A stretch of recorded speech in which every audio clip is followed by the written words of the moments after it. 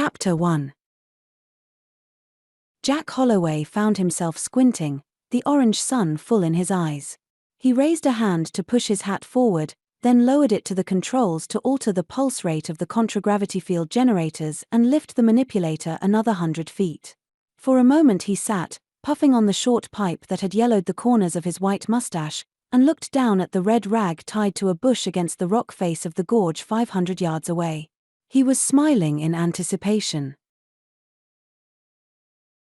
"This'll be a good one," he told himself aloud, in the manner of men who have long been their own and only company. "I want to see this one go up." He always did.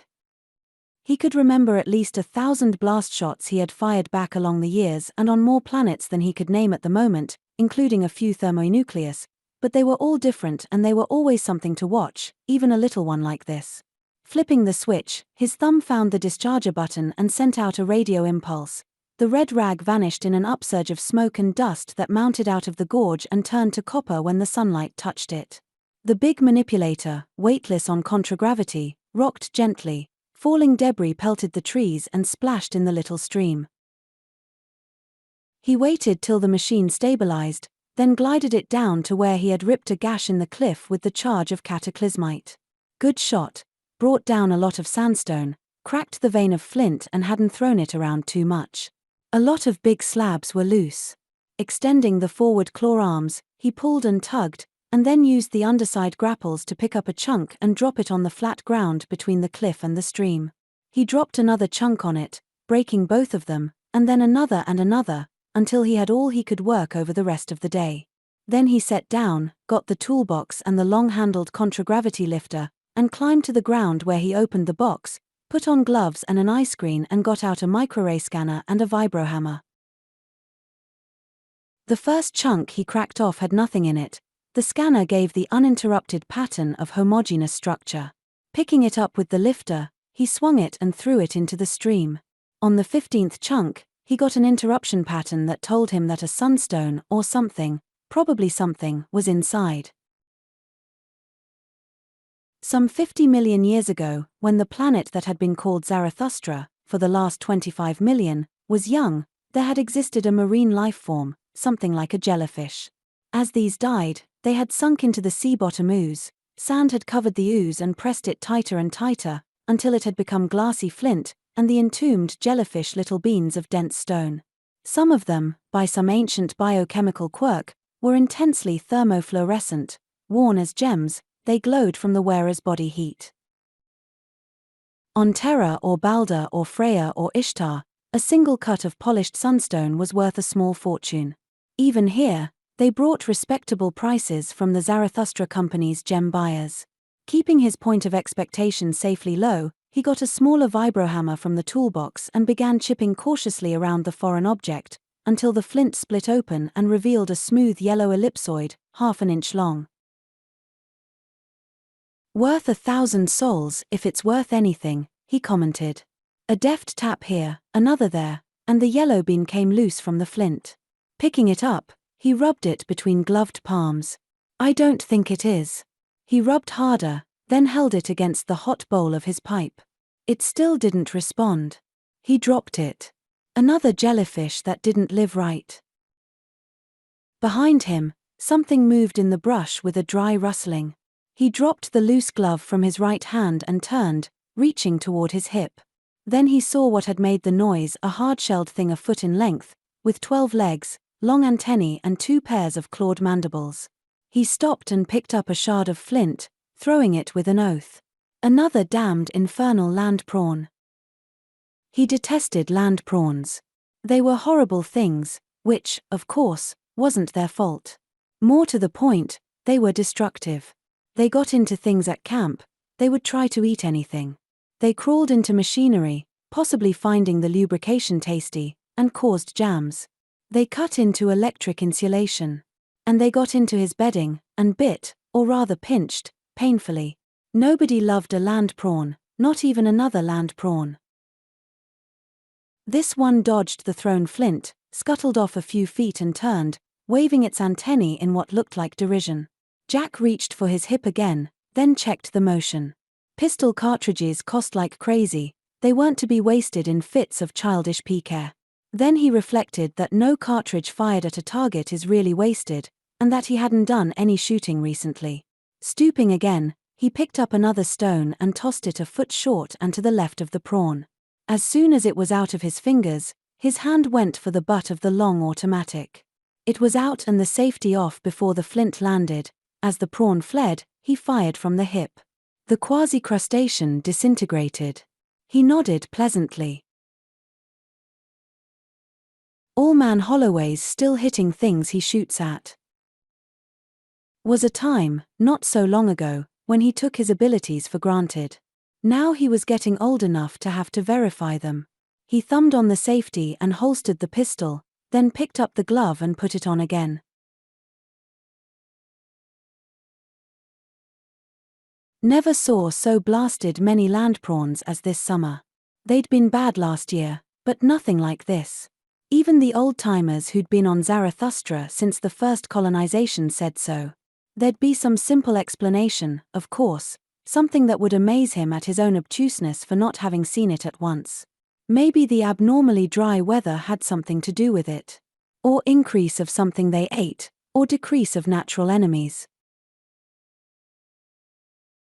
He'd heard that land prawns had no natural enemies. He questioned that. Something killed them. He'd seen crushed prawn shells, some of them close to his camp. Maybe stamped on by something with hoofs, and then picked clean by insects.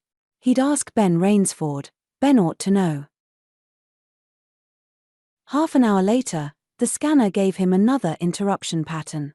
He laid it aside and took up the small vibrohammer. This time it was a large bean, light pink in color. He separated it from its matrix of flint and rubbed it, and instantly it began glowing. Ah! This is something like it, now. He rubbed harder, warmed further on his pipe bowl. It fairly blazed. Better than 1,000 sols, he told himself. Good color, too. Getting his gloves off, he drew out the little leather bag from under his shirt, loosening the drawstrings by which it hung around his neck. There were 12 stones inside, all bright as live coals. He looked at them for a moment, and dropped the new sunstone in among them, chuckling happily. Victor Grego, listening to his own recorded voice, rubbed the sunstone on his left finger with the heel of his right palm and watched it brighten. There was, he noticed, a boastful ring to his voice, not the suave, unemphatic tone considered proper on a message tape. Well, if anybody wondered why, when they played that tape off 6 months from now in Johannesburg on Terra, they could look in the cargo holds of the ship that had brought it across 500 light-years of space. Ingots of gold and platinum and gadolinium. Furs and biochemicals and brandy. Perfumes that defied synthetic imitation, hardwoods no plastic could copy. Spices. And the steel coffer full of sunstones. Almost all luxury goods, the only really dependable commodities in interstellar trade. And he had spoken of other things. Veldbeest meat, up 7% from last month, 20% from last year, still in demand on a dozen planets unable to produce Terran-type foodstuffs. Grain, leather, lumber. And he had added a dozen more items to the lengthening list of what Zarathustra could now produce in adequate quantities and no longer needed to import. Not fishhooks and boot buckles, either blasting explosives and propellants, contragravity field generator parts, power tools, pharmaceuticals, synthetic textiles. The company didn't need to carry Zarathustra anymore. Zarathustra could carry the company, and itself.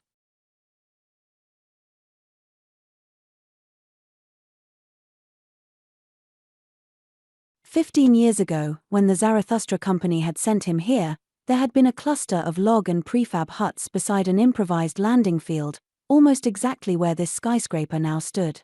Today, Malarisport was a city of 70,000. In all, the planet had a population of nearly 1 million, and it was still growing. There were steel mills and chemical plants and reaction plants and machine works. They produced all their own fissionables, and had recently begun to export a little refined plutonium. They had even started producing collapsium shielding. The recorded voice stopped. He ran back the spool, set for 6 speed, and transmitted it to the radio office. In 20 minutes, a copy would be aboard the ship that would hyper out for Terra that night. While he was finishing, his communication screen buzzed. "Dr. Kellogg's screening you, Mr. Grego," the girl in the outside office told him. He nodded. Her hands moved, and she vanished in a polychromatic explosion. When it cleared, the chief of the Division of Scientific Study and Research was looking out of the screen instead. Looking slightly upward at the showback over his own screen, Victor was getting his warm, sympathetic, sincere, and slightly too toothy smile on straight. "Hello, Leonard. Everything going all right?" It either was, and Leonard Kellogg wanted more credit than he deserved, or it wasn't and he was trying to get somebody else blamed for it before anybody could blame him. "Good afternoon, Victor. Just the right shade of deference about using the first name, big wheel to bigger wheel. Has Nick Emmett been talking to you about the big Blackwater project today?"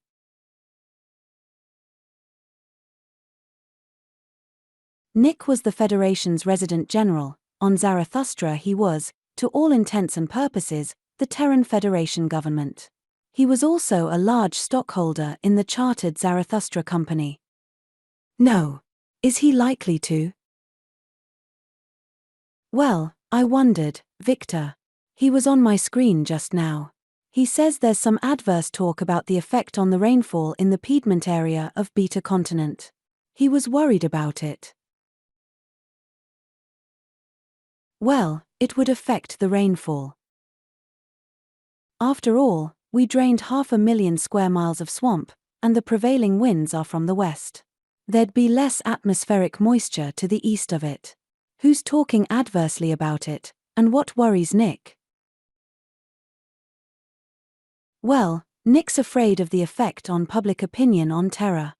You know how strong conservation sentiment is. Everybody's very much opposed to any sort of destructive exploitation." "Good Lord. The man doesn't call the creation of 500,000 square miles of new farmland destructive exploitation, does he?"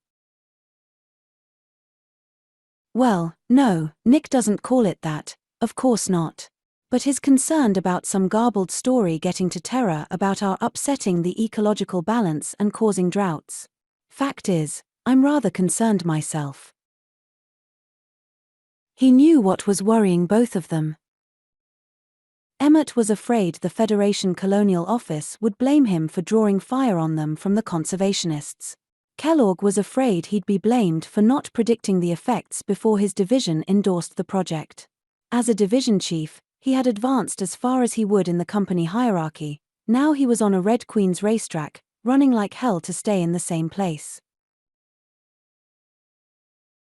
The rainfalls dropped 10% from last year, and 15% from the year before that, Kellogg was saying. And some non-company people have gotten hold of it, and so had Interworld News. Why, even some of my people are talking about ecological side effects. You know what will happen when a story like that gets back to Terra. The conservation fanatics will get hold of it, and the company'll be criticized. That would hurt Leonard. He identified himself with the company. It was something bigger and more powerful than he was, like God. Victor Grego identified the company with himself.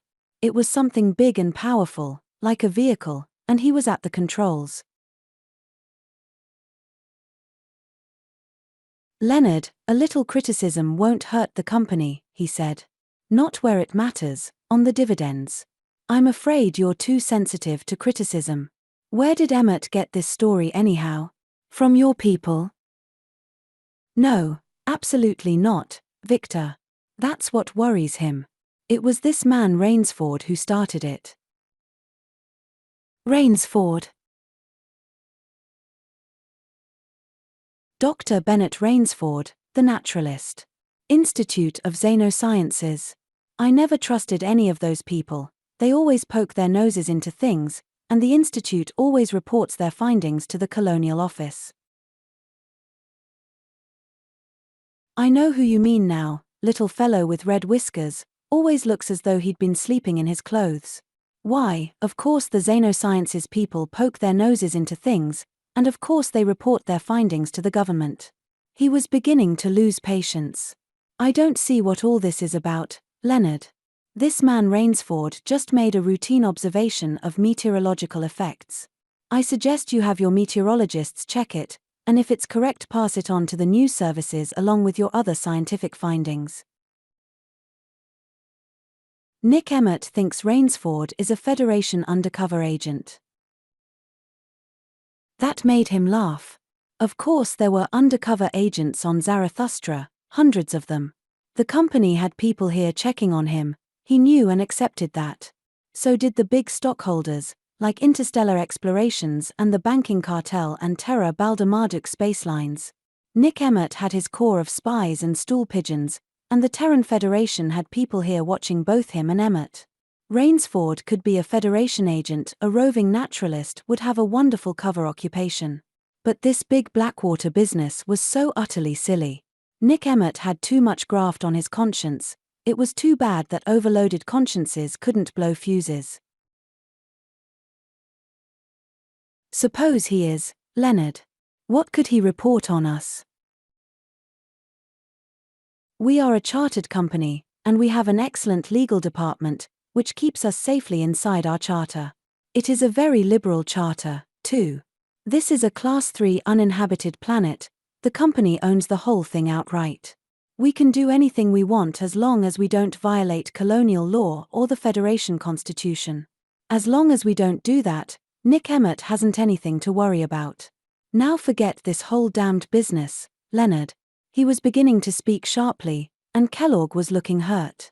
I know you were concerned about injurious reports getting back to Terra, and that was quite commendable, but... By the time he got through, Kellogg was happy again. Victor blanked the screen, leaned back in his chair and began laughing. In a moment, the screen buzzed again. When he snapped it on, his screen girl said, "Mr. Henry Stenson's on, Mr. Grego." Well, put him on. He caught himself just before adding that it would be a welcome change to talk to somebody with sense. The face that appeared was elderly and thin, the mouth was tight, and there were squint wrinkles at the corners of the eyes.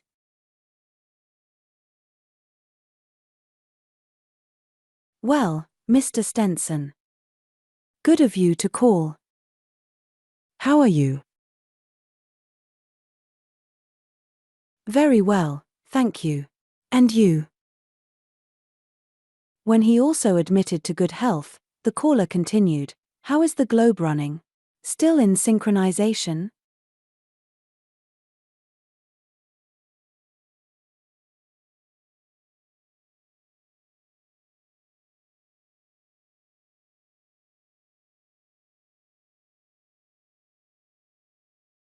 Victor looked across the office at his most prized possession, the big globe of Zarathustra that Henry Stenson had built for him, supported 6 feet from the floor on its own contragravity unit, spotlighted in orange to represent the KO sun, its 2 satellites circling about it as it revolved slowly.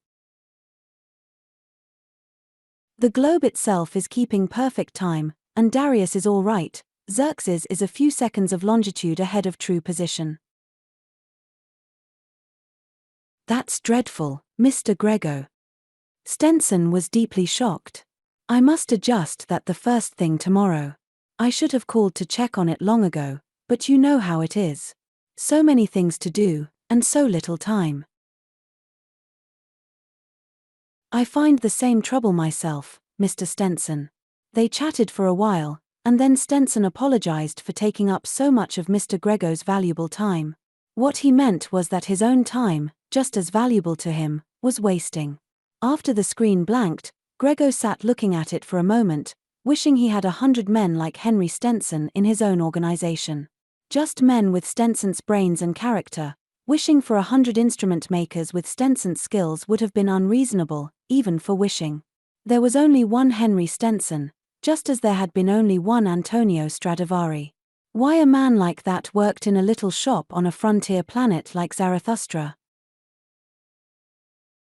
Then he looked, pridefully, at the globe. Alpha Continent had moved slowly to the right, with the little speck that represented Malarisport twinkling in the orange light. Darius, the inner moon, where the Terra Baldamardic spacelines had their least terminal, was almost directly over it, and the other moon, Xerxes, was edging into sight. Xerxes was the one thing about Zarathustra that the company didn't own. The Terran Federation had retained that as a naval base. It was the one reminder that there was something bigger and more powerful than the company. Gerd van Riebeek saw Ruth Ortheris leave the escalator, step aside and stand looking around the cocktail lounge. He set his glass, with its inch of tepid highball, on the bar. When her eyes shifted in his direction, he waved to her, saw her brighten and wave back and then went to meet her. She gave him a quick kiss on the cheek, dodged when he reached for her and took his arm. "Drink before we eat?" he asked. "Oh, Lord, yes. I've just about had it for today." He guided her toward one of the bartending machines, inserted his credit key, and put a 4-portion jug under the spout, dialing the cocktail they always had when they drank together. As he did, he noticed what she was wearing: short black jacket, lavender neckerchief, light grey skirt. Not her usual vacation get-up. "School department drag you back?" he asked as the jug filled. "Juvenile court." She got a couple of glasses from the shelf under the machine as he picked up the jug. "A 15-year-old burglar." They found a table at the rear of the room, out of the worst of the cocktail hour uproar. As soon as he filled her glass, she drank half of it, then lit a cigarette. "Junktown?" he asked. She nodded. "Only 25 years since this planet was discovered, and we have slums already. I was over there most of the afternoon, with a pair of city police." She didn't seem to want to talk about it. "What were you doing today?" "Ruth, you ought to ask Doc Malin to drop in on Leonard Kellogg sometime, and give him an unobtrusive going over." "You haven't been having trouble with him again?" she asked anxiously. He made a face, and then tasted his drink. "It's trouble just being around that character. Ruth, to use one of those expressions your profession deplores, Len Kellogg is just plain nut." He drank some more of his cocktail and helped himself to one of her cigarettes. "Here," he continued, after lighting it. "A couple of days ago, he told me he'd been getting inquiries about this plague of land prawns they're having over on Beta. He wanted me to set up a research project to find out why and what to do about it. Well,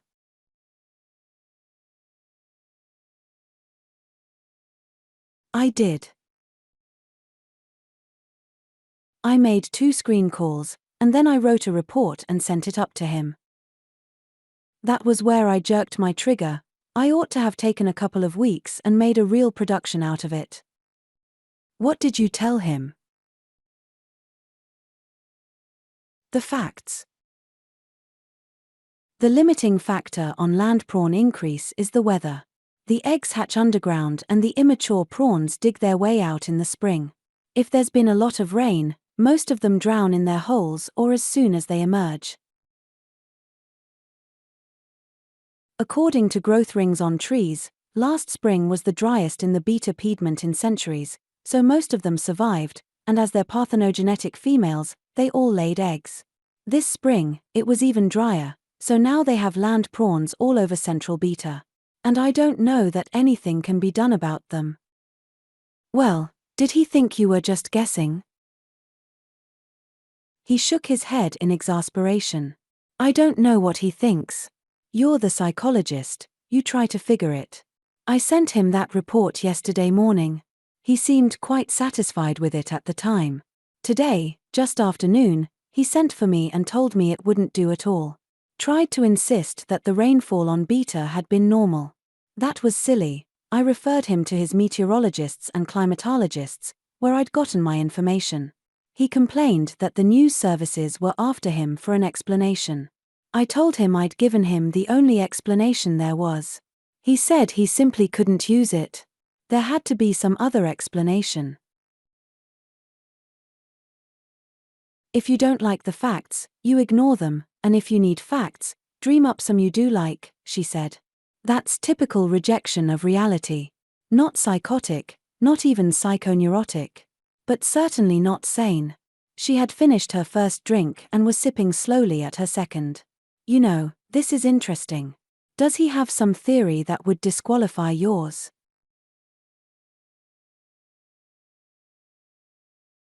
Not that I know of.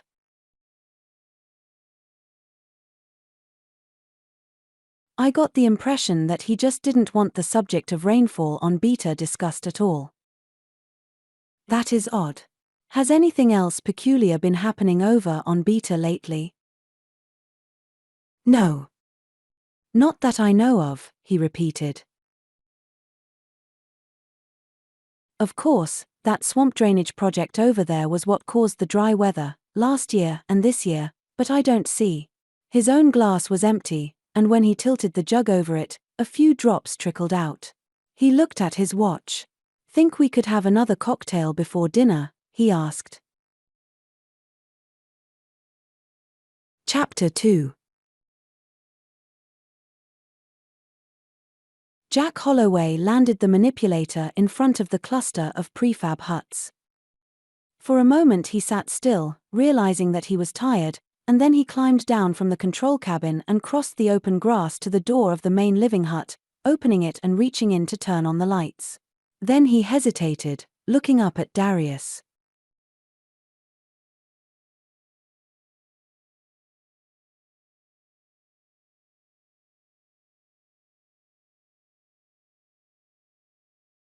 There was a wide ring around it, and he remembered noticing.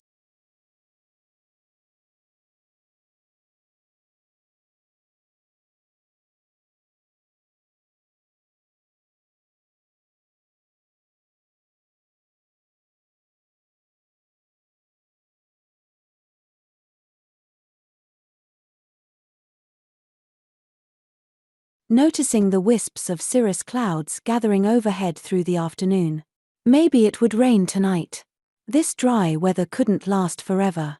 He'd been letting the manipulator stand out overnight lately. He decided to put it in the hangar. He went and opened the door of the vehicle shed, got back onto the machine and floated it inside. When he came back to the living hut, he saw that he had left the door wide open. Damn fool, he rebuked himself. Place could be crawling with prawns by now.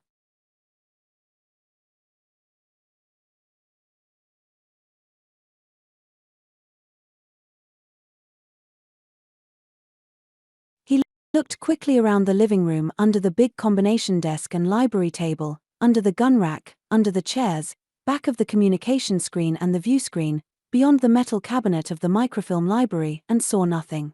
Then he hung up his hat, took off his pistol and laid it on the table, and went back to the bathroom to wash his hands. As soon as he put on the light, something inside the shower stall said, "Yeek," in a startled voice.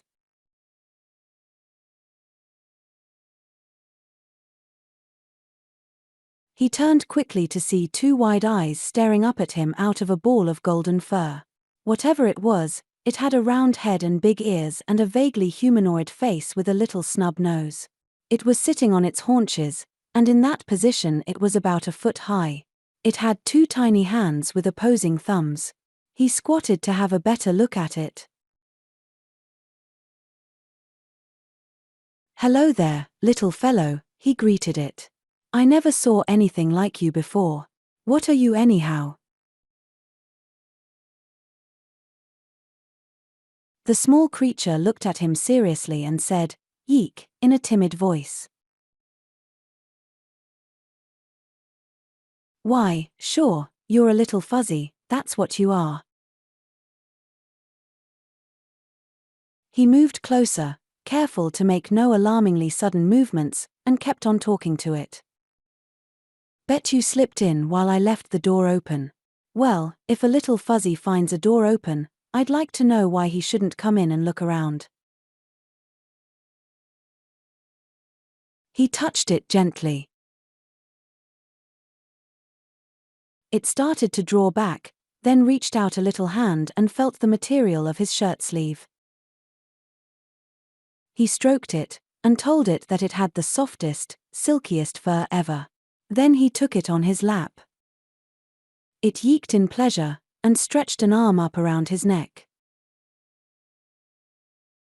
Why, sure, we're going to be good friends, aren't we? Would you like something to eat? Well, suppose you and I go see what we can find.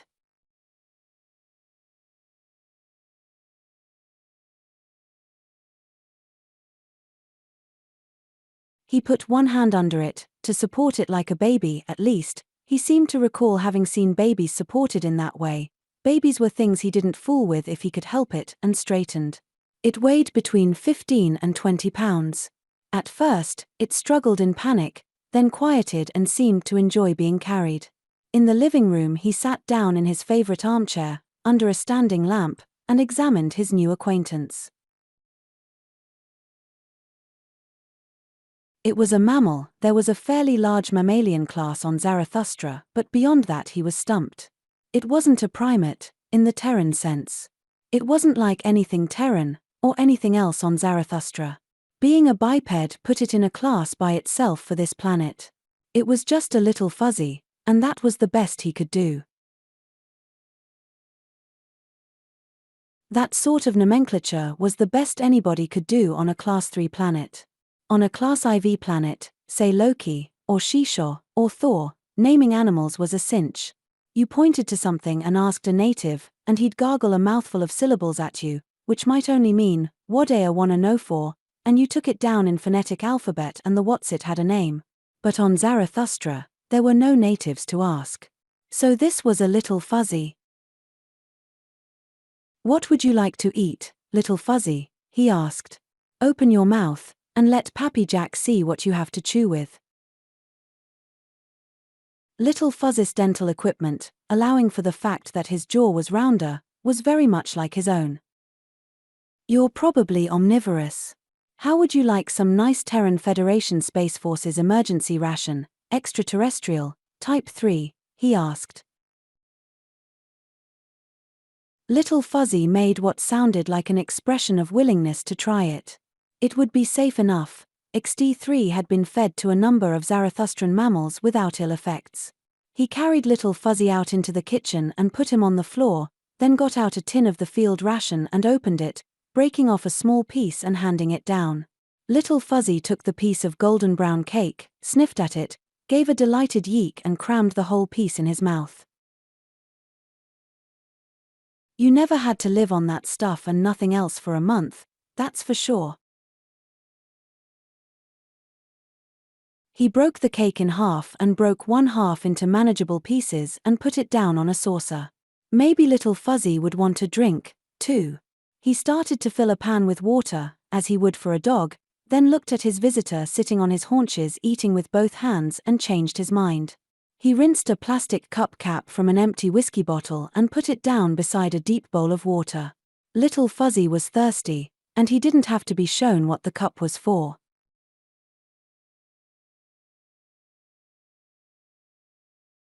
It was too late to get himself anything elaborate. He found some leftovers in the refrigerator and combined them into a stew. While it was heating, he sat down at the kitchen table and lit his pipe. The spurt of flame from the lighter opened Little Fuzzy's eyes, but what really awed him was Pappy Jack blowing smoke. He sat watching this phenomenon, until, a few minutes later, the stew was hot and the pipe was laid aside, then Little Fuzzy went back to nibbling XD3. Suddenly he gave a yeek of petulance and scampered into the living room. In a moment, he was back with something elongated and metallic which he laid on the floor beside him. "What have you got there, Little Fuzzy? Let Pappy Jack see."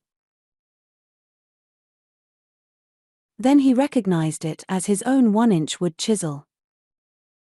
He remembered leaving it in the outside shed after doing some work about a week ago, and not being able to find it when he had gone to look for it. That had worried him. People who got absent-minded about equipment didn't last long in the wilderness. After he finished eating and took the dishes to the sink, he went over and squatted beside his new friend. "Let Pappy Jack look at it, little Fuzzy," he said. "Oh, I'm not going to take it away from you. I just want to see it." The edge was dulled and nicked. It had been used for a lot of things wood chisels oughtn't to be used for. Digging, and prying, and most likely, it had been used as a weapon. It was a hand-sized, all-purpose tool for a little Fuzzy. He laid it on the floor where he had gotten it and started washing the dishes.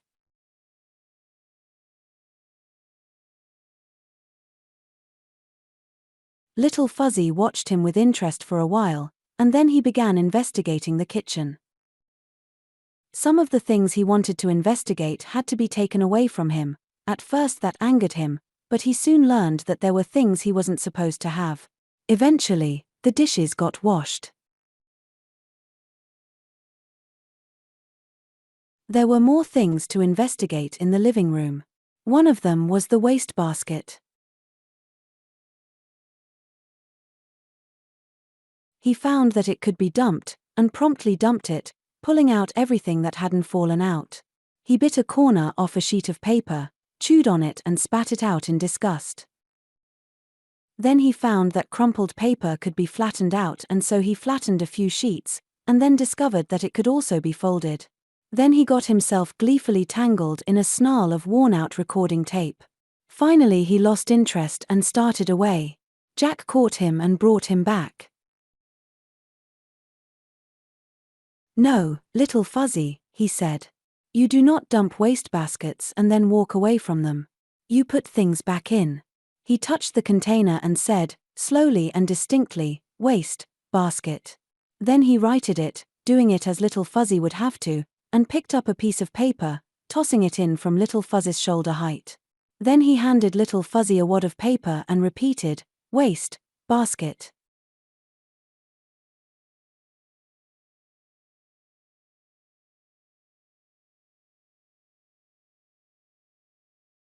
Little Fuzzy looked at him and said something that sounded as though it might be, "What's the matter with you, Pappy? You crazy or something?" After a couple more tries, however, he got it, and began throwing things in. In a few minutes, he had everything back in except a brightly colored plastic cartridge box and a wide-mouthed bottle with a screw cap. He held these up and said, "Yeek? Yes, you can have them. Here, let Pappy Jack show you something." He showed little Fuzzy how the box could be opened and shut. Then, holding it where little Fuzzy could watch, he unscrewed the cap and then screwed it on again. "There, now. You try it." Little Fuzzy looked up inquiringly, then took the bottle, sitting down and holding it between his knees. Unfortunately, he tried twisting it the wrong way and only screwed the cap on tighter. He yeeked plaintively. "No, go ahead. You can do it." Little Fuzzy looked at the bottle again. Then he tried twisting the cap the other way, and it loosened. He gave a yeek that couldn't possibly be anything but eureka and promptly took it off, holding it up. After being commended, he examined both the bottle and the cap, feeling the threads, and then screwed the cap back on again. "You know, you're a smart little Fuzzy." It took a few seconds to realize just how smart. Little Fuzzy had wondered why you twisted the cap one way to take it off and the other way to put it on, and he had found out. For pure reasoning ability, that topped anything in the way of animal intelligence he'd ever seen. "I'm going to tell Ben Rainsford about you." Going to the communication screen, he punched out the wavelength combination of the naturalist's camp, 70 miles down Snake River from the mouth of Cold Creek. Rainsford's screen must have been on automatic. It lit as soon as he was through punching. There was a card set up in front of it, lettered, "Away on trip, back the 15th. Recorder on." "Ben, Jack Holloway," he said. "I just ran into something interesting." He explained briefly what it was. "I hope he stays around till you get back. He's totally unlike anything I've ever seen on this planet." Little Fuzzy was disappointed when Jack turned off the screen. That had been interesting. He picked him up and carried him over to the armchair, taking him on his lap. "Now," he said, reaching for the control panel of the view screen. "Watch this. We're going to see something nice." When he put on the screen, at random, he got a view, from close up, of the great fires that were raging where the company people were burning off the dead forests on what used to be Big Blackwater Swamp. Little Fuzzy cried out in alarm, flung his arms around Pappy Jack's neck and buried his face in the bosom of his shirt. Well, forest fires started from lightning sometimes, and they'd be bad things for a Little Fuzzy. He worked the selector and got another pickup, this time on the top of Company House in Mallorysport, 3 time zones west, with the city spread out below and the sunset blazing in the west. Little Fuzzy stared at it in wonder. It was pretty impressive for a little fellow who'd spent all his life in the big woods.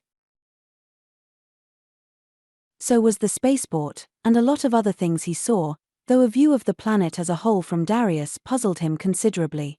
Then, in the middle of a symphony orchestra concert from Mallorysport Opera House, he wriggled loose, dropped to the floor and caught up his wood chisel, swinging it back over his shoulder like a two-handed sword. "What the devil?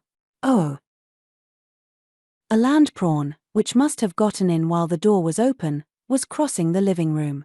Little Fuzzy ran after and past it, pivoted and brought the corner of the chisel edge down on the prawn's neck, neatly beheading it.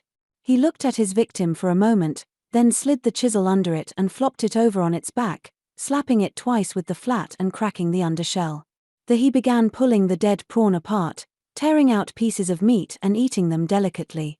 After disposing of the larger chunks, he used the chisel to chop off one of the prawn's mandibles to use as a pick to get at the less accessible morsels. When he had finished, he licked his fingers clean and started back to the armchair. "No." Jack pointed at the prawn shell.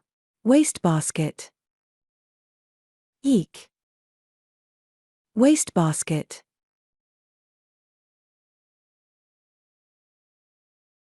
Little Fuzzy gathered up the bits of shell, putting them where they belonged. Then he came back and climbed up on Pappy Jack's lap, and looked at things in the screen until he fell asleep.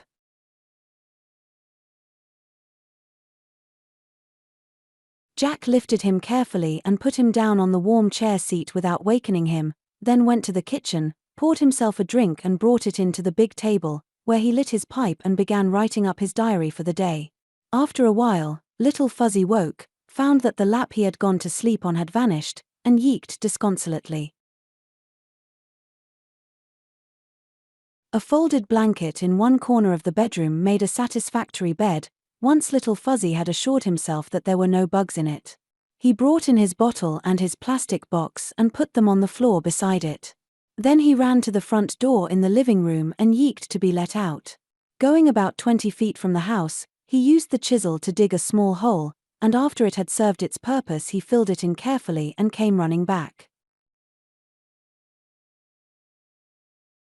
Well, maybe fuzzies were naturally gregarious, and were homemakers, den holes, or nests, or something like that.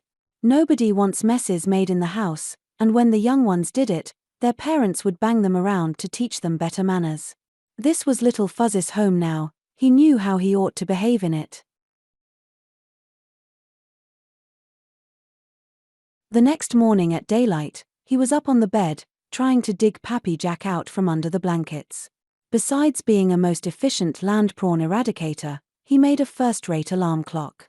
But best of all, he was Pappy Jack's Little Fuzzy. He wanted out.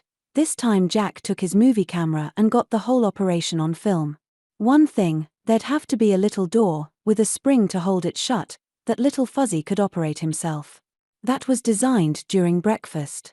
It only took a couple of hours to make and install it. Little Fuzzy got the idea as soon as he saw it, and figured out how to work it for himself.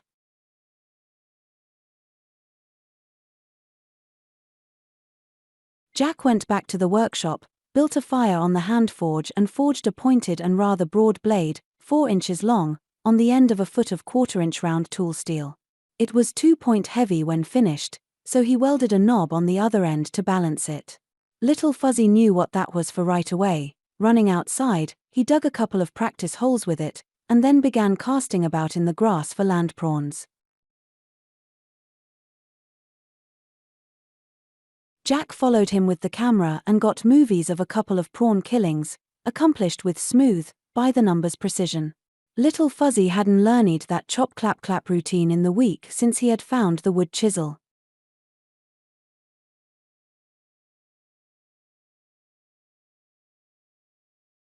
Going into the shed, he hunted for something without more than a general idea of what it would look like, and found it where Little Fuzzy had discarded it when he found the chisel.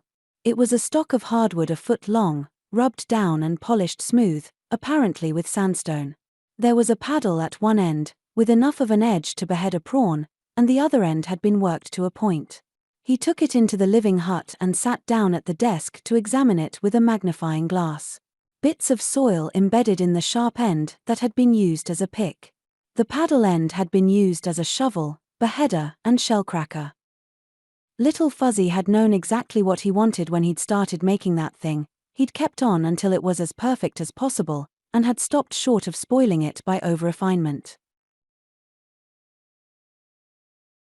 Finally, Jack put it away in the top drawer of the desk. He was thinking about what to get for lunch when Little Fuzzy burst into the living room, clutching his new weapon and yeeking excitedly. "What's the matter, kid? You got troubles?" He rose and went to the gun rack, picking down a rifle and checking the chamber. "Show Pappy Jack what it is." Little Fuzzy followed him to the big door for human-type people, ready to bolt back inside if necessary. The trouble was a harpy, a thing about the size and general design of a Terran Jurassic pterodactyl, big enough to take a Little Fuzzy at one mouthful. It must have made one swoop at him already, and was circling back for another. It ran into a 6mm rifle bullet, went into a backward loop and dropped like a stone. Little Fuzzy made a very surprised remark, looked at the dead harpy for a moment and then spotted the ejected empty cartridge. He grabbed it and held it up, asking if he could have it. When told that he could, he ran back to the bedroom with it. When he returned, Pappy Jack picked him up and carried him to the hangar and up into the control cabin of the manipulator.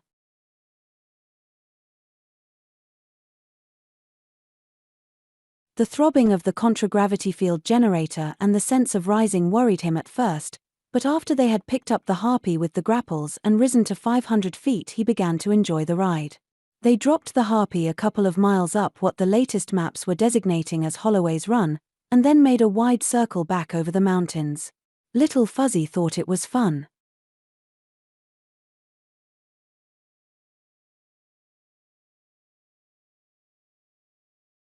After lunch, Little Fuzzy had a nap on Pappy Jack's bed. Jack took the manipulator up to the diggings, put off a couple more shots, uncovered more flint and found another sunstone. It wasn't often that he found stones on 2 successive days. When he returned to the camp, Little Fuzzy was picking another land prawn apart in front of the living hut.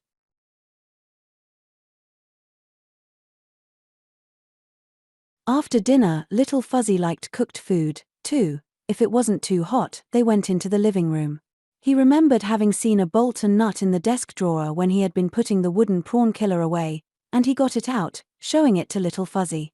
Little Fuzzy studied it for a moment, then ran into the bedroom and came back with his screw-top bottle.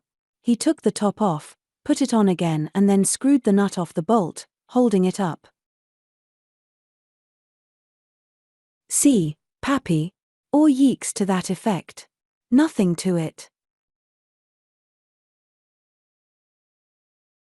Then he unscrewed the bottle top, dropped the bolt inside after replacing the nut and screwed the cap on again.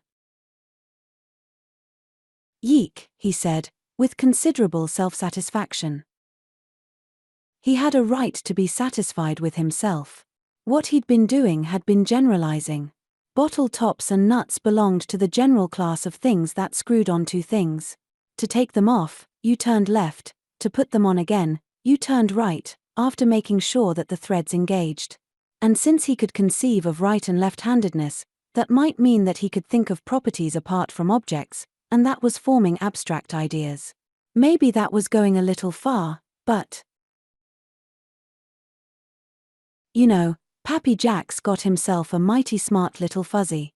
Are you a grown-up little fuzzy, or are you just a baby little fuzzy? Shucks, I'll bet you're Professor Dr. Fuzzy.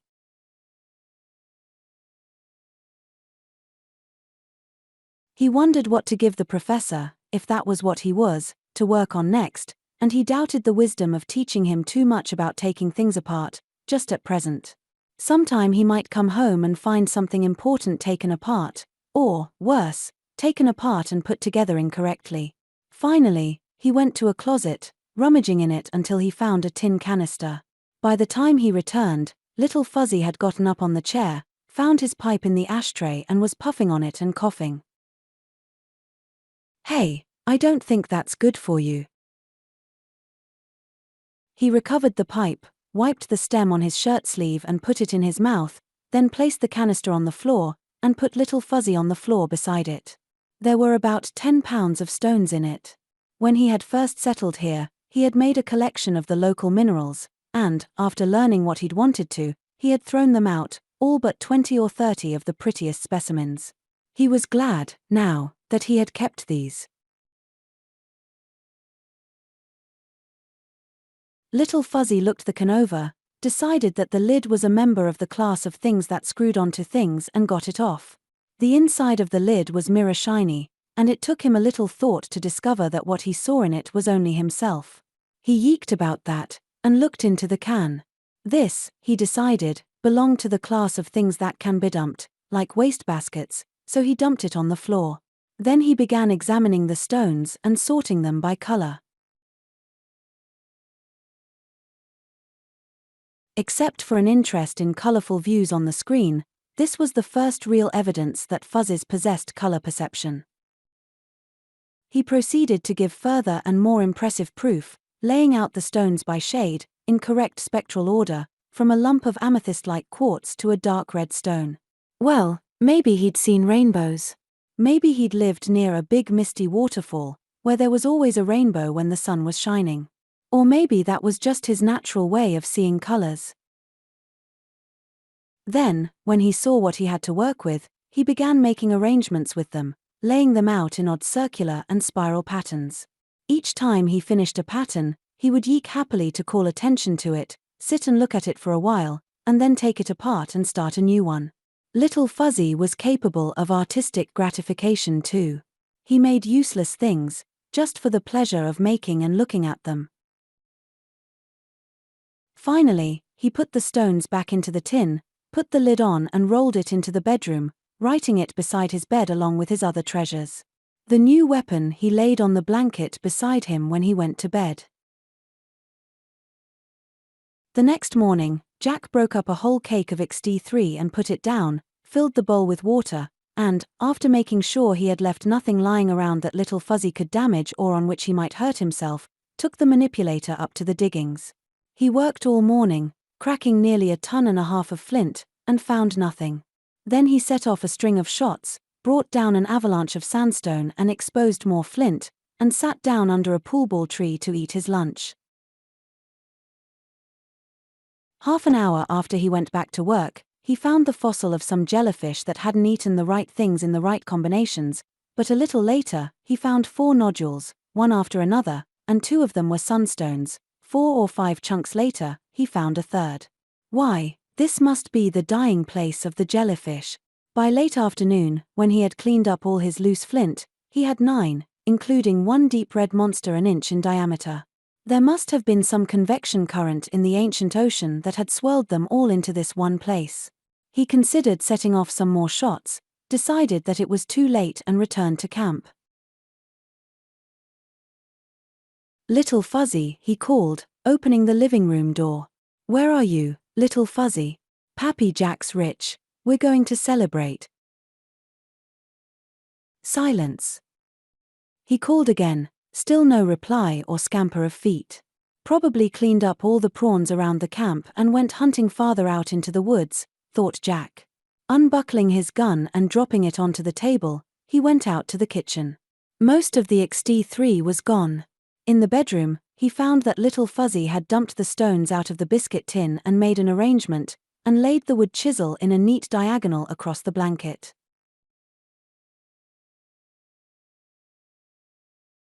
After getting dinner assembled and in the oven, he went out and called for a while, then mixed a highball and took it into the living room, sitting down with it to go over his day's findings.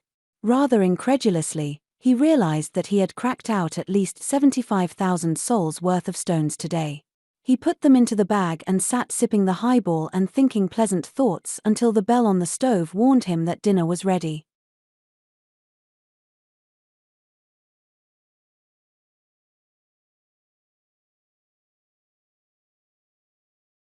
He ate alone. After all the years he had been doing that contentedly, it had suddenly become intolerable, and in the evening he dialed through his microfilm library, finding only books he had read and reread a dozen times, or books he kept for reference. Several times he thought he heard the little door open, but each time he was mistaken. Finally he went to bed. As soon as he woke, he looked across at the folded blanket, but the wood chisel was still lying athwart it. He put down more XT3 and changed the water in the bowl before leaving for the diggings. That day he found 3 more sunstones, and put them in the bag mechanically and without pleasure. He quit work early and spent over an hour spiraling around the camp, but saw nothing. The XT3 in the kitchen was untouched. Maybe the little fellow ran into something too big for him, even with his fine new weapon, a hobthrush, or a bush goblin, or another harpy. Or maybe he'd just gotten tired staying in one place, and had moved on. No, he'd liked it here. He'd had fun, and been happy. He shook his head sadly. Once he, too, had lived in a pleasant place, where he'd had fun, and could have been happy if he hadn't thought there was something he'd had to do. So he had gone away, leaving grieved people behind him. Maybe that was how it was with little Fuzzy. Maybe he didn't realize how much of a place he had made for himself here, or how empty he was leaving it. He started for the kitchen to get a drink, and checked himself.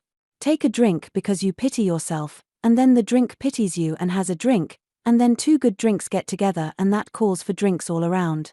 No, he'd have 1 drink, maybe a little bigger than usual, before he went to bed. Chapter 3.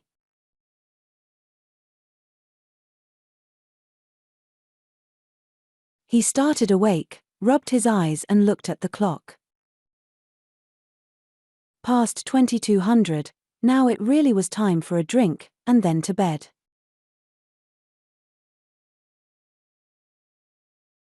He rose stiffly and went out to the kitchen, pouring the whiskey and bringing it into the table desk, where he sat down and got out his diary. He was almost finished with the day's entry when the little door behind him opened and a small voice said, "Yeek." He turned quickly. "Little Fuzzy?" The small sound was repeated, impatiently.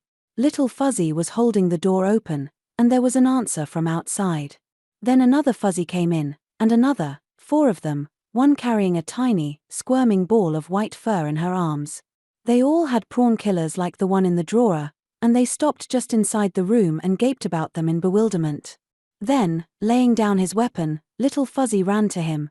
Stooping from the chair, he caught him and then sat down on the floor with him. "So that's why you ran off and worried Pappy Jack? You wanted your family here, too." The others piled the things they were carrying with little Fuzzy's steel weapon and approached hesitantly. He talked to them, and so did little Fuzzy, at least it sounded like that, and finally one came over and fingered his shirt, and then reached up and pulled his mustache. Soon all of them were climbing onto him, even the female with the baby. It was small enough to sit on his palm, but in a minute it had climbed to his shoulder, and then it was sitting on his head. "You people want dinner?" he asked. Little Fuzzy yeeked emphatically. That was a word he recognized. He took them all into the kitchen and tried them on cold roast veldbeest and yumi arms and fried poolball fruit. While they were eating from a couple of big pans, he went back to the living room to examine the things they had brought with them. 2 of the prawn killers were wood, like the one Little Fuzzy had discarded in the shed. A third was of horn, beautifully polished, and the fourth looked as though it had been made from the shoulder bone of something like a zebralope. Then there was a small coup de poing axe, rather low Paleolithic, and a chipped implement of flint the shape of a slice of orange and about 5 inches along the straight edge. For a hand the size of his own, he would have called it a scraper. He puzzled over it for a while, noticed that the edge was serrated, and decided that it was a saw. And there were 3 very good flake knives, and some shells, evidently drinking vessels. Mama Fuzzy came in while he was finishing the examination. She seemed suspicious, until she saw that none of the family property had been taken or damaged. Baby Fuzzy was clinging to her fur with one hand and holding a slice of poolball fruit, on which he was munching, with the other. He crammed what was left of the fruit into his mouth, climbed up on Jack and sat down on his head again. Have to do something to break him of that. One of these days, he'd be getting too big for it. In a few minutes, the rest of the family came in, chasing and pummeling each other and yeeking happily. Mama jumped off his lap and joined the free-for-all, and then Baby took off from his head and landed on Mama's back. And he thought he'd lost his Little Fuzzy, and, gosh, here he had 5 Fuzzes and a Baby Fuzzy. When they were tired romping, he made beds for them in the living room, and brought out Little Fuzzy's bedding and his treasures. 1 Little Fuzzy in the bedroom was just fine, 5 and a Baby Fuzzy were a little too much of a good thing. They were swarming over the bed, baby and all, to waken him the next morning. The next morning he made a steel chopper digger for each of them, and half a dozen extras for replacements in case more Fuzzes showed up. He also made a miniature axe with a hardwood handle, a handsaw out of a piece of broken power saw blade and half a dozen little knives forged in one piece from 1/4-inch coil spring material. He had less trouble trading the Fuzzes' own things away from them than he had expected. They had a very keen property sense, but they knew a good deal when one was offered. He put the wooden and horn and bone and stone artifacts away in the desk drawer. Start of the Holloway collection of Zarathustran fuzzy weapons and implements. Maybe he'd will it to the Federation Institute of Xenosciences.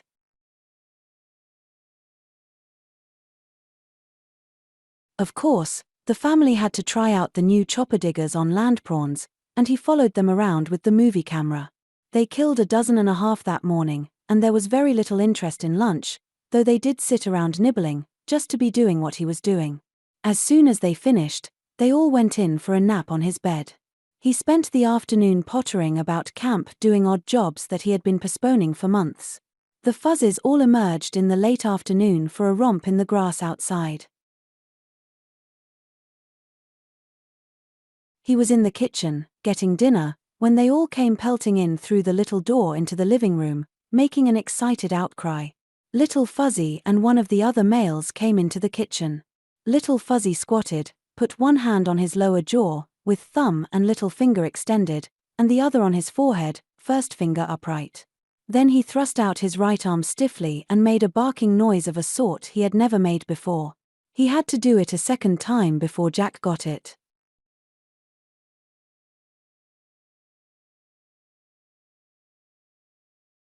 There was a large and unpleasant carnivore, called a damn-thing, another example of zoological nomenclature on uninhabited planets, which had a single horn on its forehead and one on either side of the lower jaw.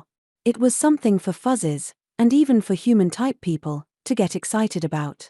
He laid down the paring knife and the umium he had been peeling, wiped his hands and went into the living room, taking a quick nose count and satisfying himself that none of the family were missing as he crossed to the gun rack. This time, instead of the 6mm he had used on the Harpy, he lifted down a big 12.7 double express, making sure that it was loaded and pocketing a few spare rounds.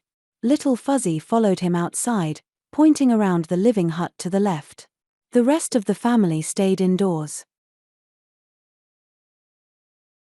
Stepping out about 20 feet, he started around counterclockwise. There was no damn thing on the north side, and he was about to go around to the east side when Little Fuzzy came dashing past him, pointing to the rear. He whirled, to see the damn thing charging him from behind, head down, and middle horn lowered. He should have thought of that. Damn things would double and hunt their hunters.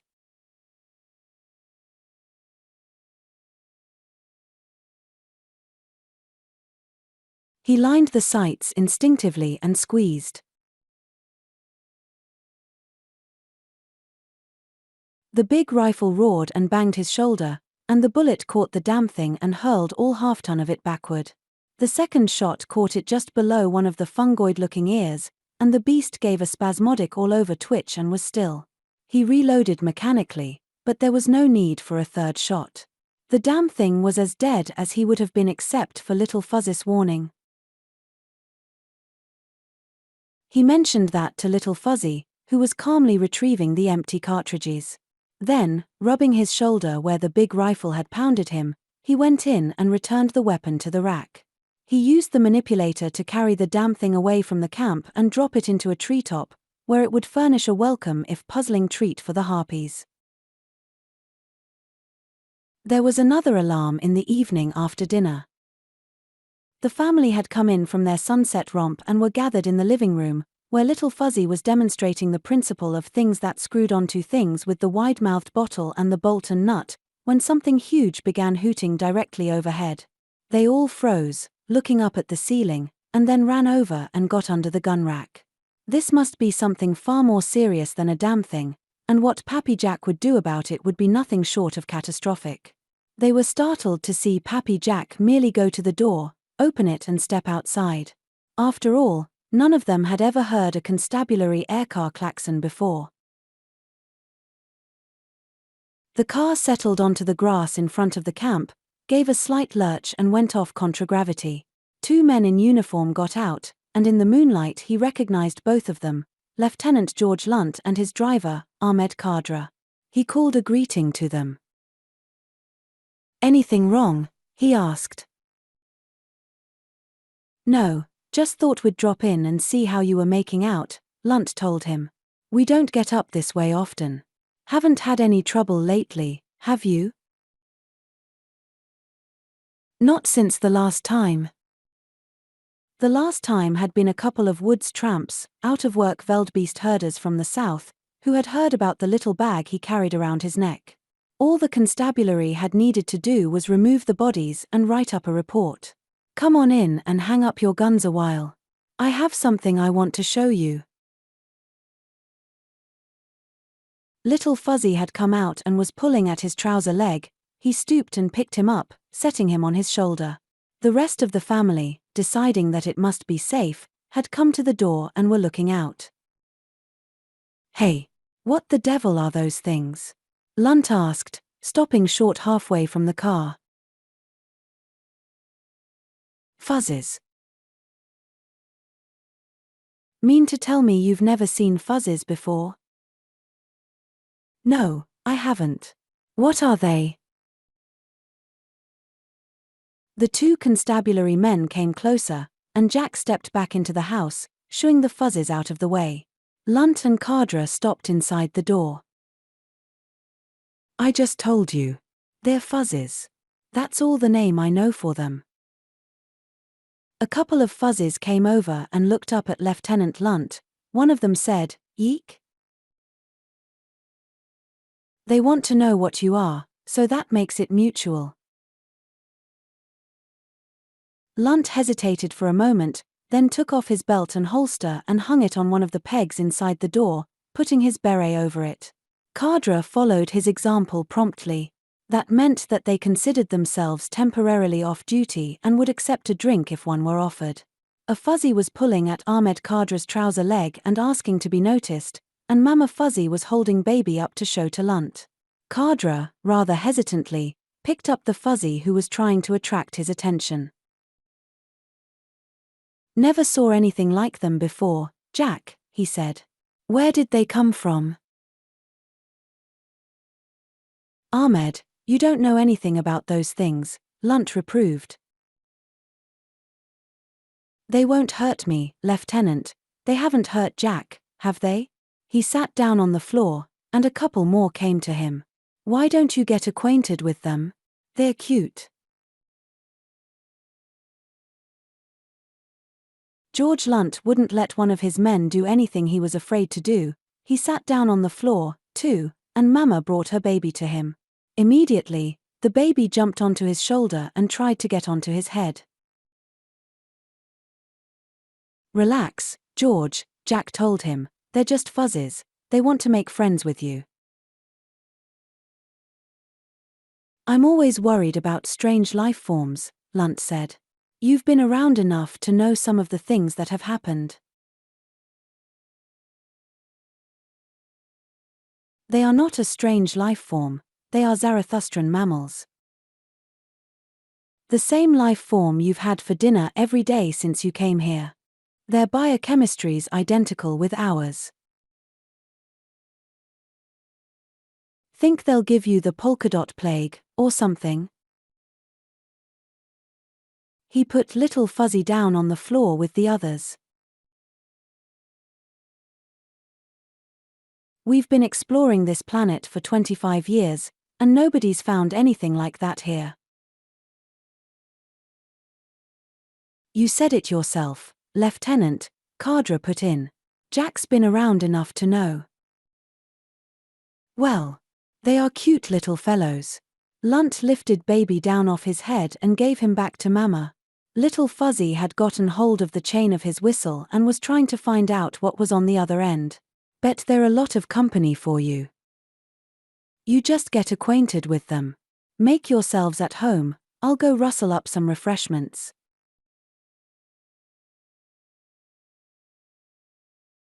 While he was in the kitchen, filling a soda siphon and getting ice out of the refrigerator, a police whistle began shrilling in the living room. He was opening a bottle of whiskey when little Fuzzy came dashing out, blowing on it, a couple more of the family pursuing him and trying to get it away from him. He opened a tin of XD3 for the Fuzzes. As he did, another whistle in the living room began blowing. We have a whole showbox full of them at the post, Lunt yelled to him above the din. We'll just write these two off as expended in service.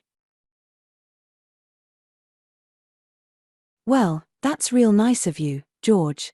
I want to tell you that the Fuzzes appreciate that. Ahmed, suppose you do the bartending while I give the kids their candy.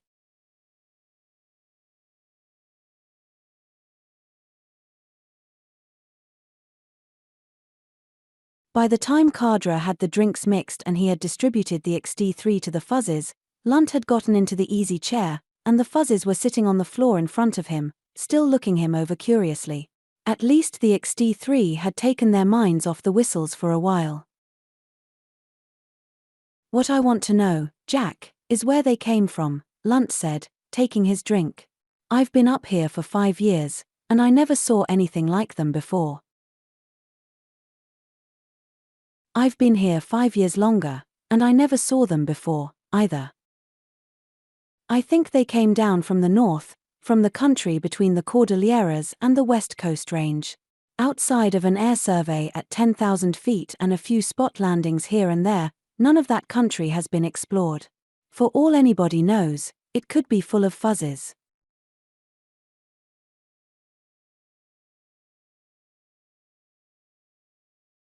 He began with his first encounter with little Fuzzy, and by the time he had gotten as far as the wood chisel and the killing of the land prawn, Lunt and Kadra were looking at each other in amazement. That's it, Kadra said.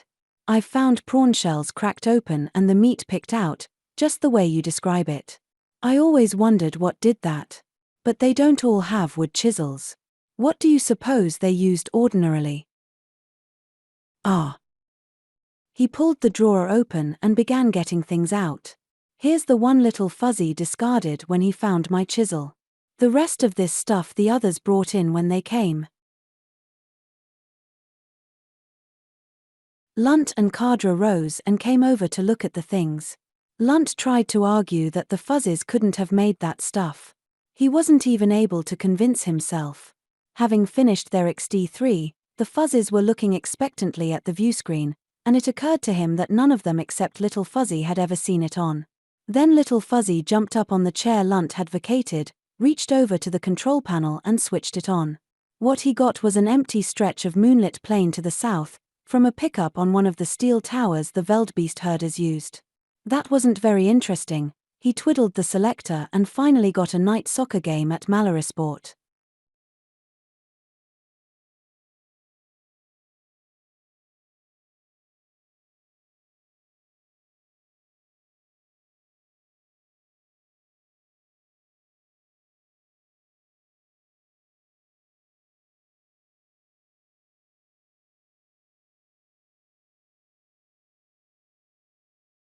That was just fine. He jumped down and joined the others in front of the screen.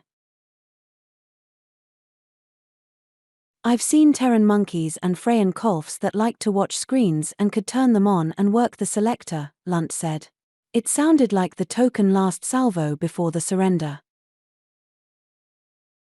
Kolfs are smart, Kadra agreed. They use tools. Do they make tools? Or tools to make tools with, like that saw? There was no argument on that. No. Nobody does that except people like us and the Fuzzes.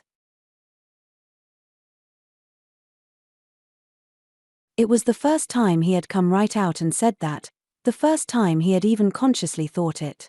He realized that he had been convinced of it all along, though. It startled the constabulary lieutenant and trooper.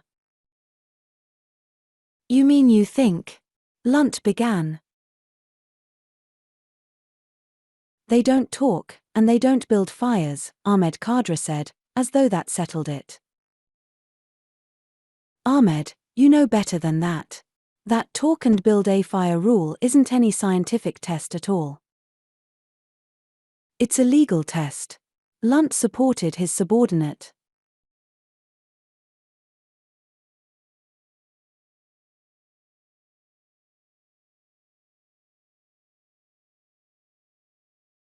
It's a rule of thumb that was set up so that settlers on new planets couldn't get away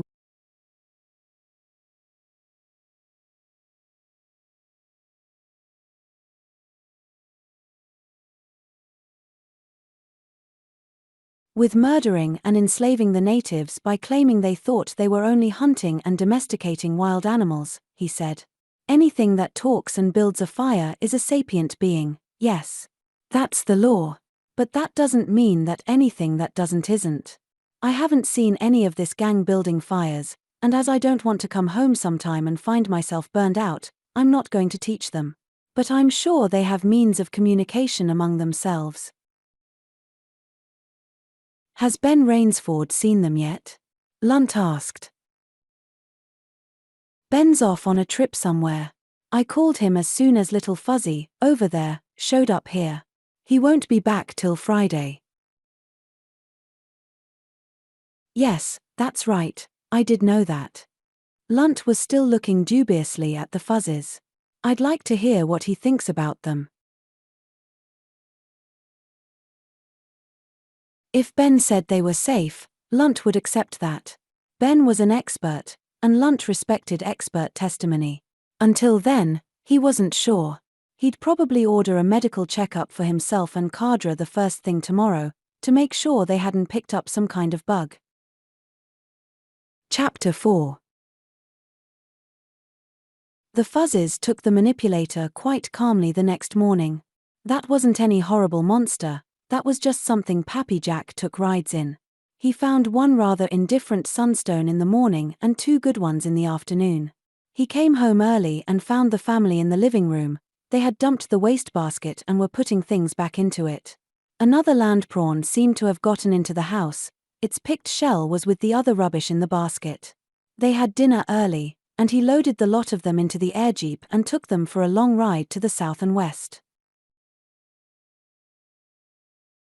The following day, he located the flint vein on the other side of the gorge and spent most of the morning blasting away the sandstone above it. The next time he went into Malarisport, he decided he was going to shop around for a good power shovel. He had to blast a channel to keep the little stream from damming up on him. He didn't get any flint cracked at all that day. There was another harpy circling around the camp when he got back. He chased it with the manipulator and shot it down with his pistol. Harpies probably found fuzzes as tasty as fuzzes found land prawns. The family were all sitting under the gun rack when he entered the living room. The next day he cracked flint, and found 3 more stones. It really looked as though he had found the dying place of the jellyfish at that. He knocked off early that afternoon, and when he came in sight of the camp, he saw an airjeep grounded on the lawn and a small man with a red beard in a faded khaki bush jacket sitting on the bench by the kitchen door, surrounded by fuzzes. There was a camera and some other equipment laid up where the fuzzes couldn't get at it. Baby Fuzzy, of course, was sitting on his head. He looked up and waved, and then handed Baby to his mother and rose to his feet. "Well, what do you think of them, Ben?" Jack called down, as he grounded the manipulator. "My God, don't start me on that now," Ben Rainsford replied, and then laughed. "I stopped at the constabulary post on the way home. I thought George Lunt had turned into the biggest liar in the known galaxy. Then I went home and found your call on the recorder, so I came over here." "Been waiting long?" The fuzzes had all abandoned Rainsford and come trooping over as soon as the manipulator was off contragravity. He climbed down among them, and they followed him across the grass, catching at his trouser legs and yeeking happily. "Not so long." Rainsford looked at his watch. "Good Lord, 3.5 hours is all." Well, the time passed quickly. "You know, your little fellows have good ears. They heard you coming a long time before I did." "Did you see them killing any prawns?" "I should say. I got a lot of movies of it." He shook his head slowly. "Jack, this is almost incredible." "You're staying for dinner, of course?" "You try and chase me away. I want to hear all about this. Want you to make a tape about them, if you're willing." "Glad to. We'll do that after we eat." He sat down on the bench, and the fuzzes began climbing upon and beside him. "This is the original, Little Fuzzy. He brought the rest in a couple of days later. Mama Fuzzy, and Baby Fuzzy. And these are Mike and Mitzi. I call this one Ko, because of the ceremonious way he beheads land prawns." "George says you call them all fuzzes. Want that for the official designation?" "Sure. That's what they are, isn't it?" "Well, let's call the order Hollowayans," Rainsford said. "Family, fuzzes. Genus, fuzzy. Species, Holloway's fuzzy, fuzzy Holloway. How'll that be?" That would be all right, he supposed. At least, they didn't try to Latinize things in extraterrestrial zoology anymore. "I suppose our bumper crop of land prawns is what brought them into this section." "Yes, of course. George was telling me you thought they'd come down from the north, about the only place they could have come from. This is probably just the advance guard. We'll be having fuzzes all over the place before long. I wonder how fast they breed." "Not very fast. 3 males and 2 females in this crowd, and only 1 young one." He set Mike and Mitzi off his lap and got to his feet. "I'll go start dinner now. While I'm doing that, you can look at the stuff they brought in with them."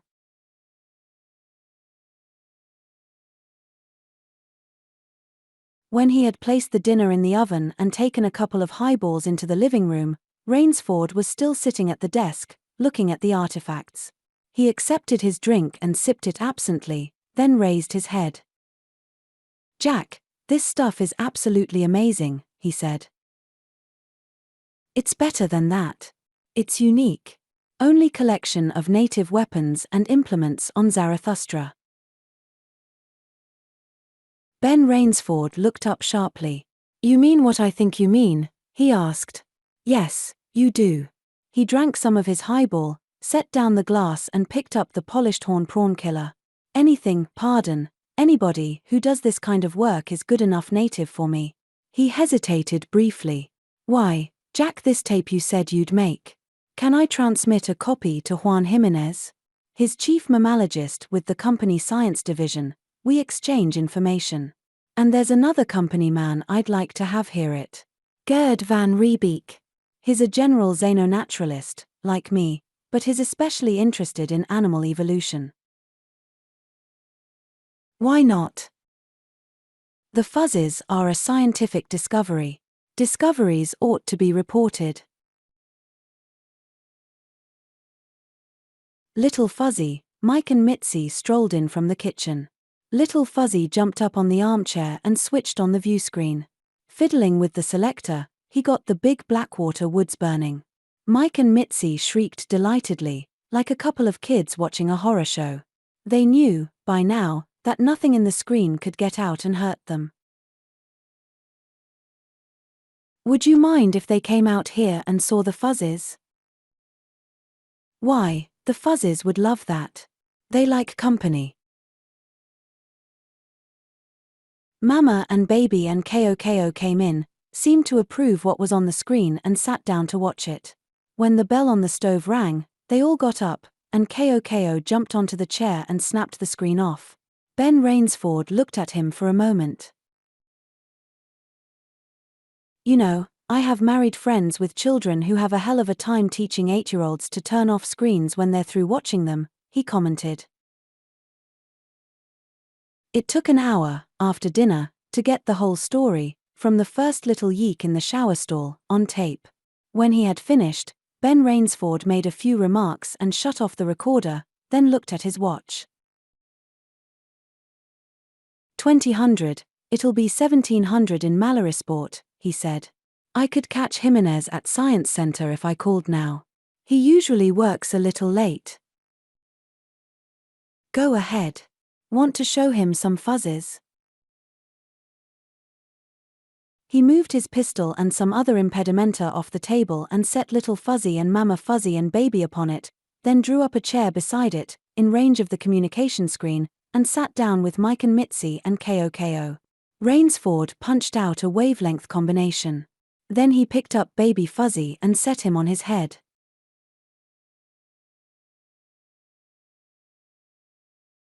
In a moment, the screen flickered and cleared, and a young man looked out of it, with the momentary upward glance of one who wants to make sure his public face is on straight.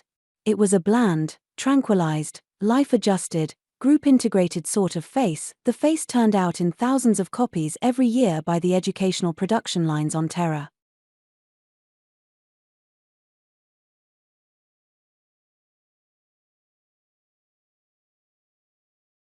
Why, Bennett, this is a pleasant surprise, he began. I never expect, then he choked. At least, he emitted a sound of surprise. What in the name of Daibutsu are those things on the table in front of you? He demanded. I never saw anything, and what is that on your head? Family group of fuzzes, Rainsford said. Mature male, mature female, immature male. He lifted Baby Fuzzy down and put him in Mama's arms. Species Fuzzy Holloway Zarathustra. The gentleman on my left is Jack Holloway, the sunstone operator, who is the original discoverer. Jack, Juan Jimenez.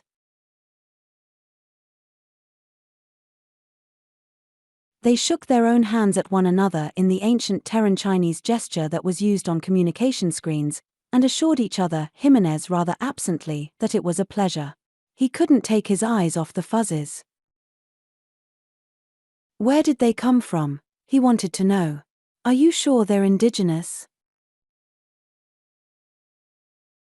They're not quite up to spaceships, yet, Dr. Jimenez. Fairly early Paleolithic, I'd say. Jimenez thought he was joking, and laughed. The sort of a laugh that could be turned on and off, like a light. Rainsford assured him that the fuzzes were really indigenous. We have everything that's known about them on tape, he said. About an hour of it. Can you take 6 to speed? He was making adjustments on the recorder as he spoke. All right, set and we'll transmit to you. And can you get hold of Gerd van Riebeek? I'd like him to hear it too. It's as much up his alley as anybody's. When Jimenez was ready, Rainsford pressed the play-off button, and for a minute the recorder gave a high, wavering squeak. The Fuzzes all looked startled. Then it ended. I think, when you hear this, that you and Gerd will both want to come out and see these little people. If you can, bring somebody who's a qualified psychologist, somebody capable of evaluating the Fuzzes' mentation. Jack wasn't kidding about early Paleolithic. If they're not sapient, they only miss it by about 1 atomic diameter. Jimenez looked almost as startled as the Fuzzes had. You surely don't mean that? He looked from Rainsford to Jack Holloway and back. Well, I'll call you back, when we've both heard the tape. You're 3 time zones west of us, aren't you?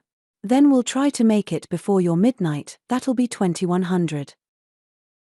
He called back half an hour short of that. This time, it was from the living room of an apartment instead of an office. There was a portable record player in the foreground and a low table with snacks and drinks, and 2 other people were with him. One was a man of about Jimenez's age with a good-humored, non-life adjusted, non-group integrated, and slightly weather-beaten face. The other was a woman with glossy black hair and a Mona Lisa-ish smile. The Fuzzes had gotten sleepy, and had been bribed with XD3 to stay up a little longer. Immediately, they registered interest. This was more fun than the view screen.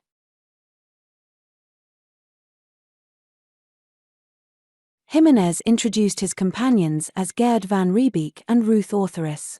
Ruth is with Dr. Malin's section. She's been working with the school department and the juvenile court. She can probably do as well with your Fuzzes as a regular xenopsychologist. Well, I have worked with extraterrestrials, the woman said. I've been on Loki and Thor and She-Sha. Jack nodded. Been on the same planets myself. Are you people coming out here? Oh, yes, Van Riebeek said. We'll be out by noon tomorrow. We may stay a couple of days, but that won't put you to any trouble. I have a boat that's big enough for the 3 of us to camp on. Now, how do we get to your place? Jack told him, and gave map coordinates. Van Riebeek noted them down. There's one thing, though, I'm going to have to get firm about. I don't want to have to speak about it again. These little people are to be treated with consideration, and not as laboratory animals. You will not hurt them, or annoy them, or force them to do anything they don't want to do.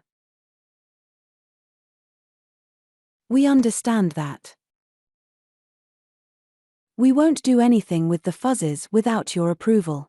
Is there anything you'd want us to bring out? Yes.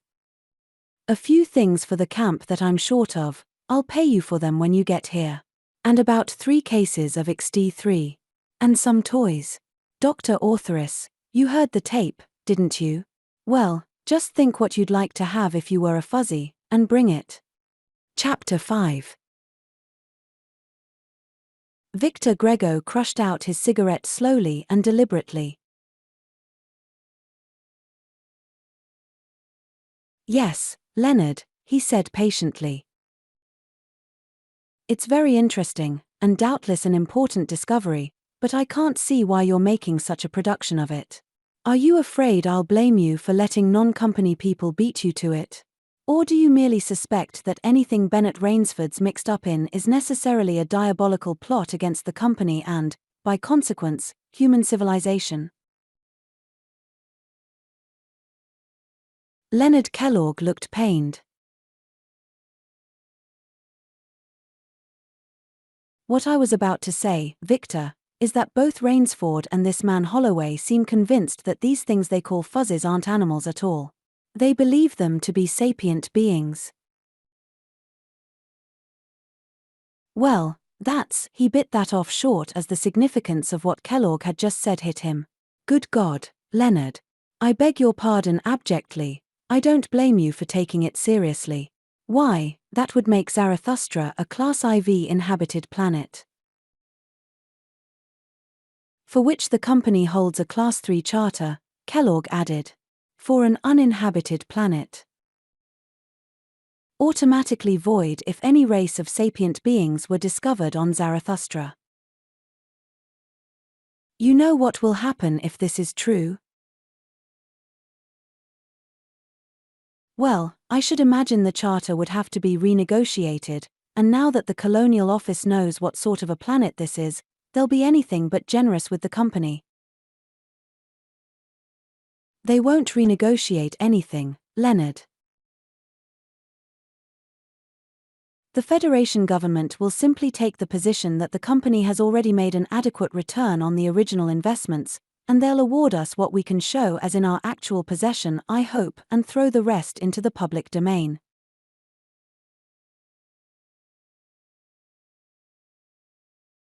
The vast plains on Beta and Delta continents, with their herds of wildebeest all open range, and every beast that didn't carry a company brand a maverick. And all the untapped mineral wealth, and the untilled arable land, it would take years of litigation even to make the company's claim to Big Blackwater stick. And Terra Balda Marduk Spacelines would lose their monopolistic franchise and get sticky about it in the courts, and in any case, the company's import-export monopoly would go out the airlock. And the squatters rushing in and swamping everything. Why, we won't be any better off than the Yggdrasil company, squatting on a guano heap on one continent, he burst out.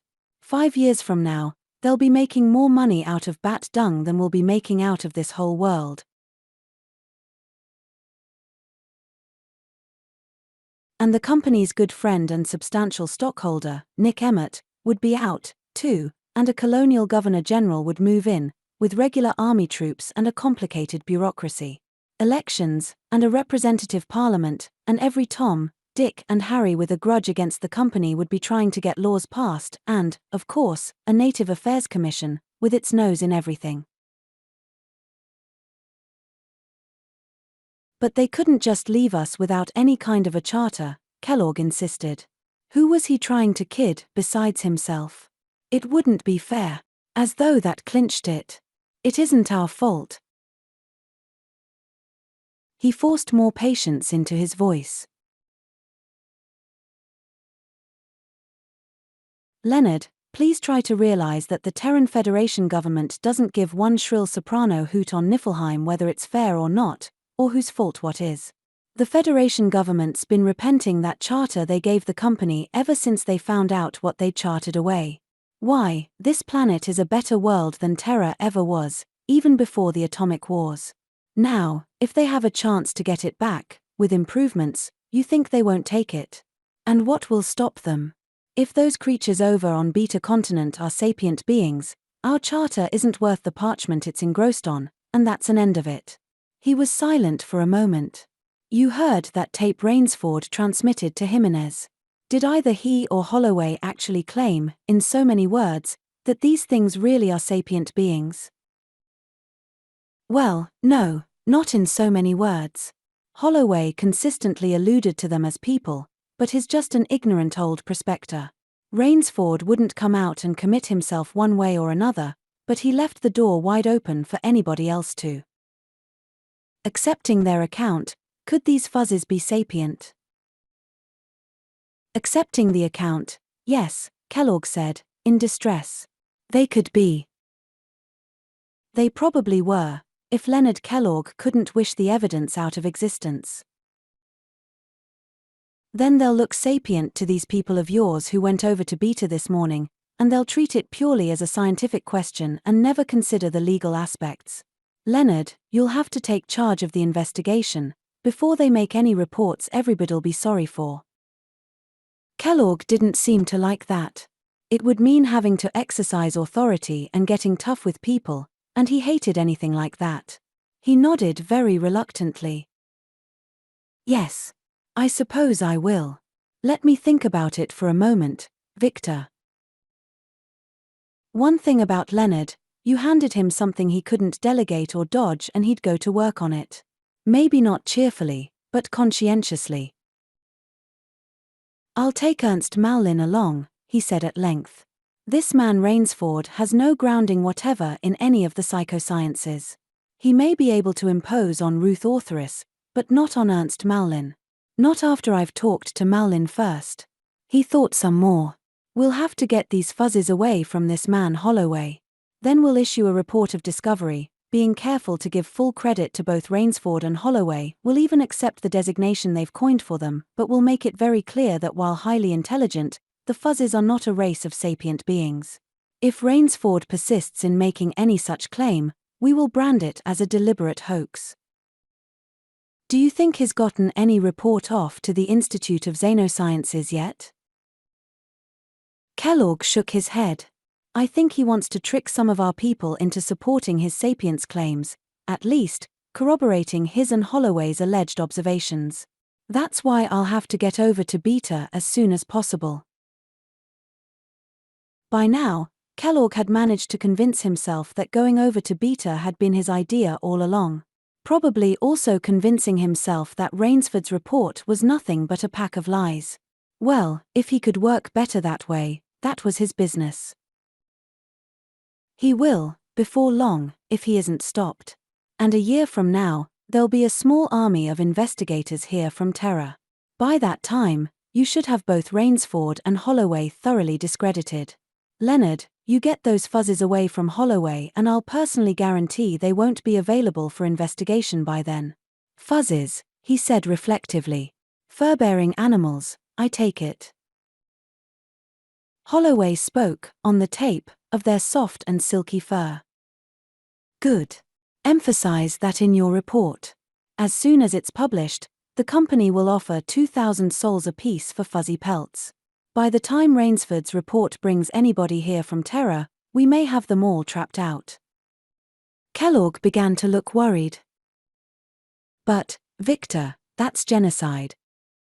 "Nonsense. Genocide is defined as the extermination of a race of sapient beings. These are fur-bearing animals. It's up to you and Ernst Mallin to prove that." The fuzzies, playing on the lawn in front of the camp, froze into immobility, their faces turned to the west. Then they all ran to the bench by the kitchen door and scrambled up onto it. "Now what?" Jack Holloway wondered. "They hear the airboat," Rainsford told him. "That's the way they acted yesterday when you were coming in with your machine." He looked at the picnic table they had been spreading under the featherleaf trees. "Everything ready?" "Everything but lunch. That won't be cooked for an hour yet. I see them now." "You have better eyes than I do, Jack." "Oh, I see it. I hope the kids put on a good show for them," he said anxiously. He'd been jittery ever since he arrived, shortly after breakfast. It wasn't that these people from Malarisport were so important themselves. Ben had a bigger name in scientific circles than any of this company crowd. He was just excited about the fuzzies. The airboat grew from a barely visible speck, and came spiraling down to land in the clearing. When it was grounded and off contragravity, they started across the grass toward it, and the fuzzies all jumped down from the bench and ran along with them. The three visitors climbed down. Ruth Ortheris wore slacks and a sweater, but the slacks were bloused over a pair of ankle boots. Gerd van Riebeek had evidently done a lot of field work. His boots were stout, and he wore old, faded khakis and a serviceable-looking sidearm that showed he knew what to expect up here in the Piedmont. Juan Jimenez was in the same sports casuals in which he had appeared on screen last evening. All of them carried photographic equipment. They shook hands all around and exchanged greetings, and then the fuzzies began clamoring to be noticed. Finally all of them, fuzzies and other people, drifted over to the table under the trees. Ruth Ortheris sat down on the grass with Mama and Baby. Immediately Baby became interested in a silver charm which she wore on a chain around her neck which tinkled fascinatingly. Then he tried to sit on her head. She spent some time gently but firmly discouraging this. Juan Jimenez was squatting between Mike and Mitzi, examining them alternately and talking into a miniature recorder phone on his breast, mostly in Latin. Gerd van Riebeek dropped himself into a folding chair and took little Fuzzy on his lap. You know, this is kind of surprising, he said. Not only finding something like this, after 25 years, but finding something as unique as this. Look, he doesn't have the least vestige of a tail, and there isn't another tailless mammal on the planet. Fact, there isn't another mammal on this planet that has the slightest kinship to him. Take ourselves, we belong to a pretty big family, about 50-odd genera of primates. But this little fellow hasn't any relatives at all. Eek. And he couldn't care less, could he? Van Riebeek pummeled Little Fuzzy gently. One thing, you have the smallest humanoid known, that's one record you can claim. Oh, what goes on? Ko, who had climbed upon Rainsford's lap, jumped suddenly to the ground, grabbed the chopper digger he had left beside the chair and started across the grass. Everybody got to their feet, the visitors getting cameras out. The Fuzzes seemed perplexed by all the excitement. It was only another land prawn, wasn't it? Ko got in front of it, poked it on the nose to stop it and then struck a dramatic pose, flourishing his weapon and bringing it down on the prawn's neck. Then, after flopping it over, he looked at it almost in sorrow and hit it a couple of whacks with the flat. He began pulling it apart and eating it. I see why you call him Ko, Ruth said, aiming her camera. Don't the others do it that way? Well, Little Fuzzy runs along beside them and pivots and gives them a quick chop. Mike and Mitzi flop theirs over first and behead them on their backs. And Mama takes a swipe at their legs first. But beheading and breaking the undershell, they all do that. Aha, that's basic, she said. Instinctive. The technique is either self-learned or copied. When baby begins killing his own prawns, see if he doesn't do it the way Mama does. Hey, look, Jimenez cried. He's making a lobster pick for himself.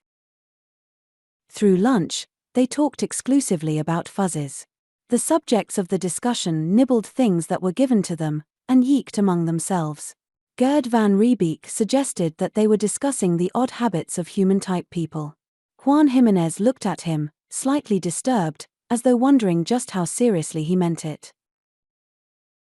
You know, what impressed me most in the taped account was the incident of the damn thing, said Ruth Authoress. Any animal associating with man will try to attract attention if something's wrong, but I never heard of one, not even a Freyan Kolf or a Terran chimpanzee, that would use descriptive pantomime. Little Fuzzy was actually making a symbolic representation, by abstracting the distinguishing characteristic of the damn thing. Think that stiff arm gesture and bark might have been intended to represent a rifle? Gerd van Riebeek asked. He'd seen you shooting before, hadn't he? I don't think it was anything else. He was telling me, big nasty damn thing outside, shoot it like you did the harpy. And if he hadn't run past me and pointed back, that damn thing would have killed me. Jimenez, hesitantly, said, I know I'm speaking from ignorance. You're the fuzzy expert. But isn't it possible that you're over-anthropomorphizing? Endowing them with your own characteristics and mental traits? Juan, I'm not going to answer that right now. I don't think I'll answer at all. You wait till you've been around these fuzzes a little longer, and then ask it again, only ask yourself. So you see, Ernst, that's the problem.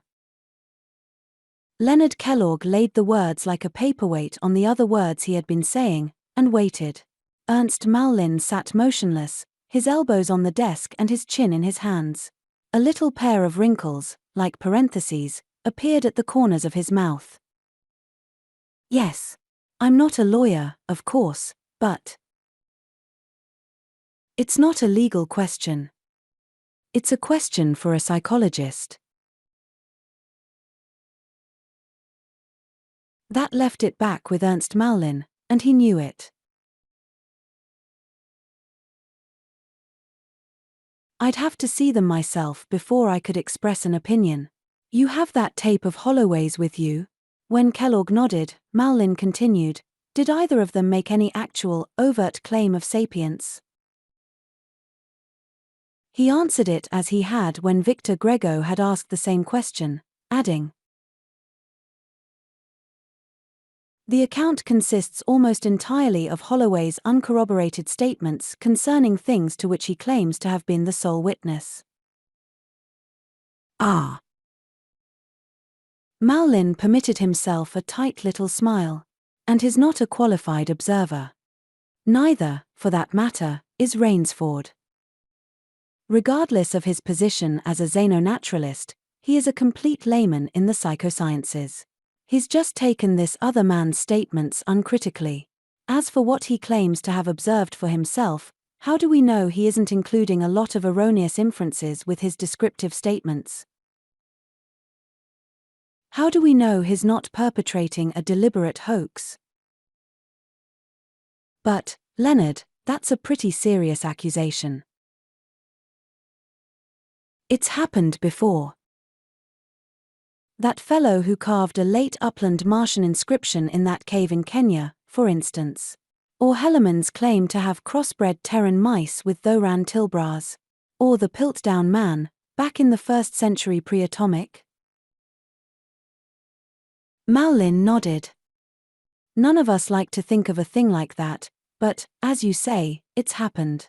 You know, this man Rainsford is just the type to do something like that, too. Fundamentally an individualistic egoist, badly adjusted personality type. Say he wants to make some sensational discovery which will assure him the position in the scientific world to which he believes himself entitled. He finds this lonely old prospector, into whose isolated camp some little animals have strayed. The old man has made pets of them, taught them a few tricks, finally so projected his own personality onto them that he has convinced himself that they are people like himself. This is Rainsford's great opportunity. He will present himself as the discoverer of a new sapient race and bring the whole learned world to his feet. Mallin smiled again. Yes, Leonard, it is altogether possible. Then it's our plain duty to stop this thing before it develops into another major scientific scandal like Hellerman's hybrids. First we must go over this tape recording and see what we have on our hands. Then we must make a thorough, unbiased study of these animals, and show Rainsford and his accomplice that they cannot hope to foist these ridiculous claims on the scientific world with impunity. If we can't convince them privately, there'll be nothing to do but expose them publicly. I've heard the tape already, but let's play it off now. We want to analyze these tricks this man Holloway has taught these animals, and see what they show.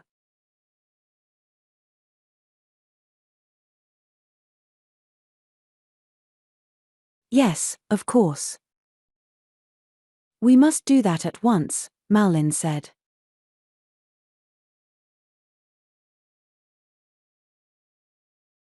Then we'll have to consider what sort of statement we must issue, and what sort of evidence we will need to support it. After dinner was romp time for Fuzzes on the lawn, but when the dusk came creeping into the ravine, they all went inside and were given one of their new toys from Mallorysport, a big box of many-colored balls and short sticks of transparent plastic.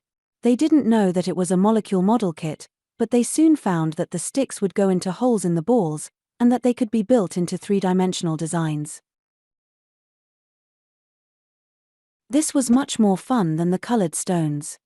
They made a few experimental shapes, then dismantled them and began on a single large design. Several times they tore it down, entirely or in part, and began over again, usually with considerable yeeking and gesticulation. They have artistic sense, Van Riebeek said. I've seen lots of abstract sculpture that wasn't half as good as that job they're doing. Good engineering, too, Jack said. They understand balance and center of gravity. They're bracing it well, and not making it top-heavy. Jack, I've been thinking about that question I was supposed to ask myself, Jimenez said. You know, I came out here loaded with suspicion. Not that I doubted your honesty, I just thought you'd let your obvious affection for the Fuzzes lead you into giving them credit for more intelligence than they possess. Now I think you've consistently understated it. Short of actual sapience, I've never seen anything like them. Why short of it? Van Riebeek asked. Ruth, you've been pretty quiet this evening. What do you think? Ruth authoress looked uncomfortable. Gerd, it's too early to form opinions like that. I know the way they're working together looks like cooperation on an agreed-upon purpose, but I simply can't make speech out of that yeek yeek yeek. Let's keep the talk and build a fire rule out of it, Van Riebeek said. If they're working together on a common project, they must be communicating somehow. It isn't communication, it's symbolization. You simply can't think sapiently except in verbal symbols. Try it. Not something like changing the spools on a recorder or field stripping a pistol. They're just learned tricks. I mean ideas. How about Helen Keller? Rainsford asked. Mean to say she only started thinking sapiently after Anna Sullivan taught her what words were? No, of course not. She thought sapiently, and she only thought in sense imagery limited to feeling. She looked at Rainsford reproachfully. He'd knocked a breach in one of her fundamental postulates. Of course, she had inherited the cerebroneural equipment for sapient thinking. She let that trail off, before somebody asked her how she knew that the fuzzes hadn't.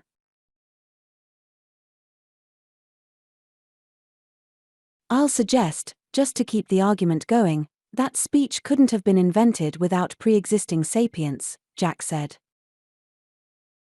Ruth laughed. Now you're taking me back to college. That used to be one of the burning questions in first-year psych students' bull sessions. By the time we got to be sophomores, we'd realized that it was only an egg and chicken argument and dropped it. That's a pity, Ben Rainsford said. It's a good question. It would be if it could be answered. Maybe it can be, Gerd said. There's a clue to it, right there. I'll say that those fellows are on the edge of sapience, and it's an even money bet which side.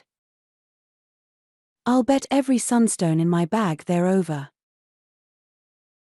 Well, maybe they're just slightly sapient, Jimenez suggested. Ruth authoress hooted at that.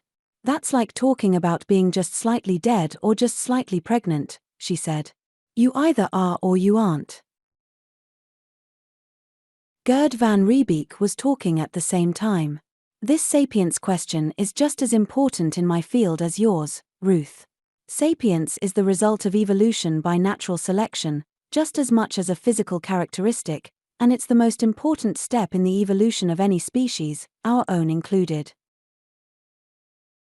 Wait a minute, Gerd, Rainsford said. Ruth, what do you mean by that? Aren't there degrees of sapience? No. There are degrees of mentation, intelligence, if you prefer, just as there are degrees of temperature. When psychology becomes an exact science like physics, we'll be able to calibrate mentation like temperature. But sapience is qualitatively different from non-sapience. It's more than just a higher degree of mental temperature. You might call it a sort of mental boiling point.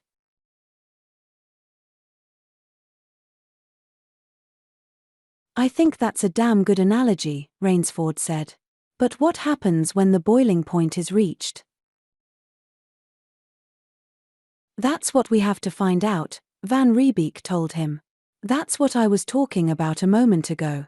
We don't know any more about how sapience appeared today than we did in the year 0, or in the year 654 pre-atomic for that matter. Wait a minute, Jack interrupted. Before we go any deeper, let's agree on a definition of sapience. Van Riebeek laughed. Ever try to get a definition of life from a biologist? He asked. Or a definition of number from a mathematician? That's about it.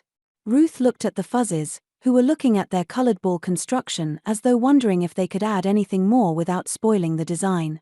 I'd say, a level of mentation qualitatively different from non-sapience in that it includes ability to symbolize ideas and store and transmit them, ability to generalize and ability to form abstract ideas. There, I didn't say a word about talk and build a fire, did I? Little Fuzzy symbolizes and generalizes, Jack said. He symbolizes a damn thing by 3 horns, and he symbolizes a rifle by a long thing that points and makes noises. Rifles kill animals. Harpies and damn things are both animals. If a rifle will kill a harpy, it'll kill a damn thing too. Juan Jimenez had been frowning in thought. He looked up and asked, "What's the lowest known sapient race?" Yggdrasil Kugras, Gerd van Riebeek said promptly. "Any of you ever been on Yggdrasil?" "I saw a man shot once on Mimi, for calling another man a son of a Kugra," Jack said. The man who shot him had been on Yggdrasil and knew what he was being called. "I spent a couple of years among them," Gerd said. "They do build fires, I'll give them that. They char points on sticks to make spears. And they talk. I learned their language, all 82 words of it. I taught a few of the intelligentsia how to use machetes without maiming themselves, and there was one mental giant I could trust to carry some of my equipment, if I kept an eye on him, but I never let him touch my rifle or my camera." "Can they generalize?" Ruth asked. "Honey, they can't do nothing else but. Every word in their language is a high-order generalization. Rusha, live thing. Nusha, bad thing. Dishta, thing to eat. Want me to go on? There are only 79 more of them." Before anybody could stop him, the communication screen got itself into an uproar. The fuzzes all ran over in front of it, and Jack switched it on. The caller was a man in grey semi-formals. He had wavy grey hair and a face that looked like Juan Jimenez's 20 years from now. "Good evening, Holloway here." "Oh, Mr. Holloway, good evening." The caller shook hands with himself, turning on a dazzling smile. "I'm Leonard Kellogg, chief of the company's science division. I just heard the tape you made about the fuzzes." He looked down at the floor. "Are these some of the animals?" "These are the fuzzes." He hoped it sounded like the correction it was intended to be. "Dr. Bennett Rainsford's here with me now, and so are Dr. Jimenez, Dr. Van Riebeek and Dr. Ortheris." Out of the corner of his eye he could see Jimenez squirming as though afflicted with ants, Van Riebeek getting his poker face battened down and Ben Rainsford suppressing a grin. "Some of us are out of screen range, and I'm sure you'll want to ask a lot of questions. Pardon us a moment, while we close in." He ignored Kellogg's genial protest that wouldn't be necessary until the chairs were placed facing the screen. As an afterthought, he handed fuzzes around, giving Little Fuzzy to Ben, Ko to Gerd, Mitzi to Ruth, Mike to Jimenez and taking Mama and Baby on his own lap. Baby immediately started to climb up onto his head, as expected. It seemed to disconcert Kellogg, also as expected. He decided to teach Baby to thumb his nose when given some unobtrusive signal. "Now, about that tape I recorded last evening," he began. "Yes, Mr. Holloway." Kellogg's smile was getting more mechanical every minute. He was having trouble keeping his eyes off Baby. "I must say, I was simply astounded at the high order of intelligence claimed for these creatures. And you wanted to see how big a liar I was. I don't blame you. I had trouble believing it myself at first." Kellogg gave a musically blithe laugh, showing even more dental equipment. "Oh, no. Mr. Holloway, please don't misunderstand me. I never thought anything like that." "I hope not," Ben Rainsford said, not too pleasantly. "I vouched for Mr. Holloway's statements, if you'll recall." "Of course, Bennett, that goes without saying. Permit me to congratulate you upon a most remarkable scientific discovery, an entirely new order of mammals. Which may be the 9th extrasolar sapient race," Rainsford added. "Good heavens, Bennett." Kellogg jettisoned his smile and slid on a look of shocked surprise. "You surely can't be serious." He looked again at the fuzzes, pulled the smile back on and gave a light laugh. "I thought you'd heard that tape," Rainsford said. "Of course, and the things reported were most remarkable. But sapiences, just because they've been taught a few tricks, and use sticks and stones for weapons, he got rid of the smile again, and quick changed to seriousness. Such an extreme claim must only be made after careful study. Well, I won't claim they're sapient, Ruth authoress told him. Not till day after tomorrow, at the earliest. But they very easily could be. They have learning and reasoning capacity equal to that of any 8-year-old Terran human child, and well above that of the adults of some recognizedly sapient races. And they have not been taught tricks, they have learned by observation and reasoning. Well, Dr. Kellogg, mentation levels isn't my subject, Jimenez took it up, but they do have all the physical characteristics shared by other sapient races: lower limbs specialized for locomotion and upper limbs for manipulation, erect posture, stereoscopic vision, color perception, hand with opposing thumb, all the characteristics we consider as prerequisite to the development of sapience. I think they're sapient, myself, Gerd van Riebeek said, but that's not as important as the fact that they're on the very threshold of sapience. This is the first race of this mental level anybody's ever seen. I believe that study of the fuzzies will help us solve the problem of how sapience developed in any race.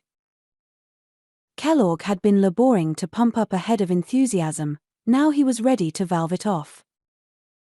But this is amazing. This will make scientific history. Now, of course, you all realize how pricelessly valuable these fuzzies are. They must be brought at once to Mallorysport, where they can be studied under laboratory conditions by qualified psychologists, and… No. Jack lifted baby Fuzzy off his head and handed him to Mama, and set Mama on the floor. That was reflex. The thinking part of his brain knew he didn't need to clear for action when arguing with the electronic image of a man 2,500 miles away. Just forget that part of it and start over, he advised. Kellogg ignored him. Gerd, you have your airboat, fix up some nice comfortable cages. Kell. The man in the screen stopped talking and stared in amazed indignation.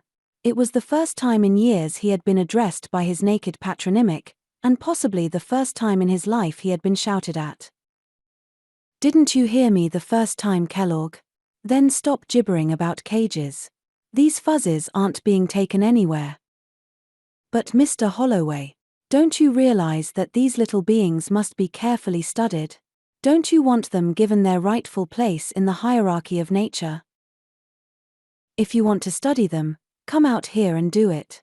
That's so long as you don't annoy them, or me. As far as study's concerned, they're being studied now. Dr. Rainsford's studying them, and so are 3 of your people, and when it comes to that, I'm studying them myself. And I'd like you to clarify that remark about qualified psychologists, Ruth authoress added, in a voice approaching 0 Kelvin. You wouldn't be challenging my professional qualifications, would you? Oh, Ruth, you know I didn't mean anything like that. Please don't misunderstand me, Kellogg begged. But this is highly specialized work. Yes, how many fuzzy specialists have you at Science Center, Leonard? Rainsford wanted to know. The only one I can think of is Jack Holloway, here. Well, I'd thought of Dr. Malin, the company's head psychologist.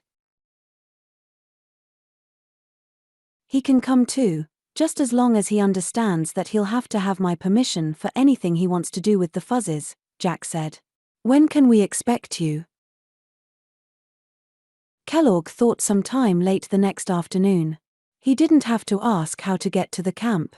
He made a few efforts to restore the conversation to its original note of cordiality, gave that up as a bad job and blanked out. There was a brief silence in the living room. Then Jimenez said reproachfully, "You certainly weren't very gracious to Dr. Kellogg, Jack. Maybe you don't realize it, but he is a very important man." "He isn't important to me, and I wasn't gracious to him at all.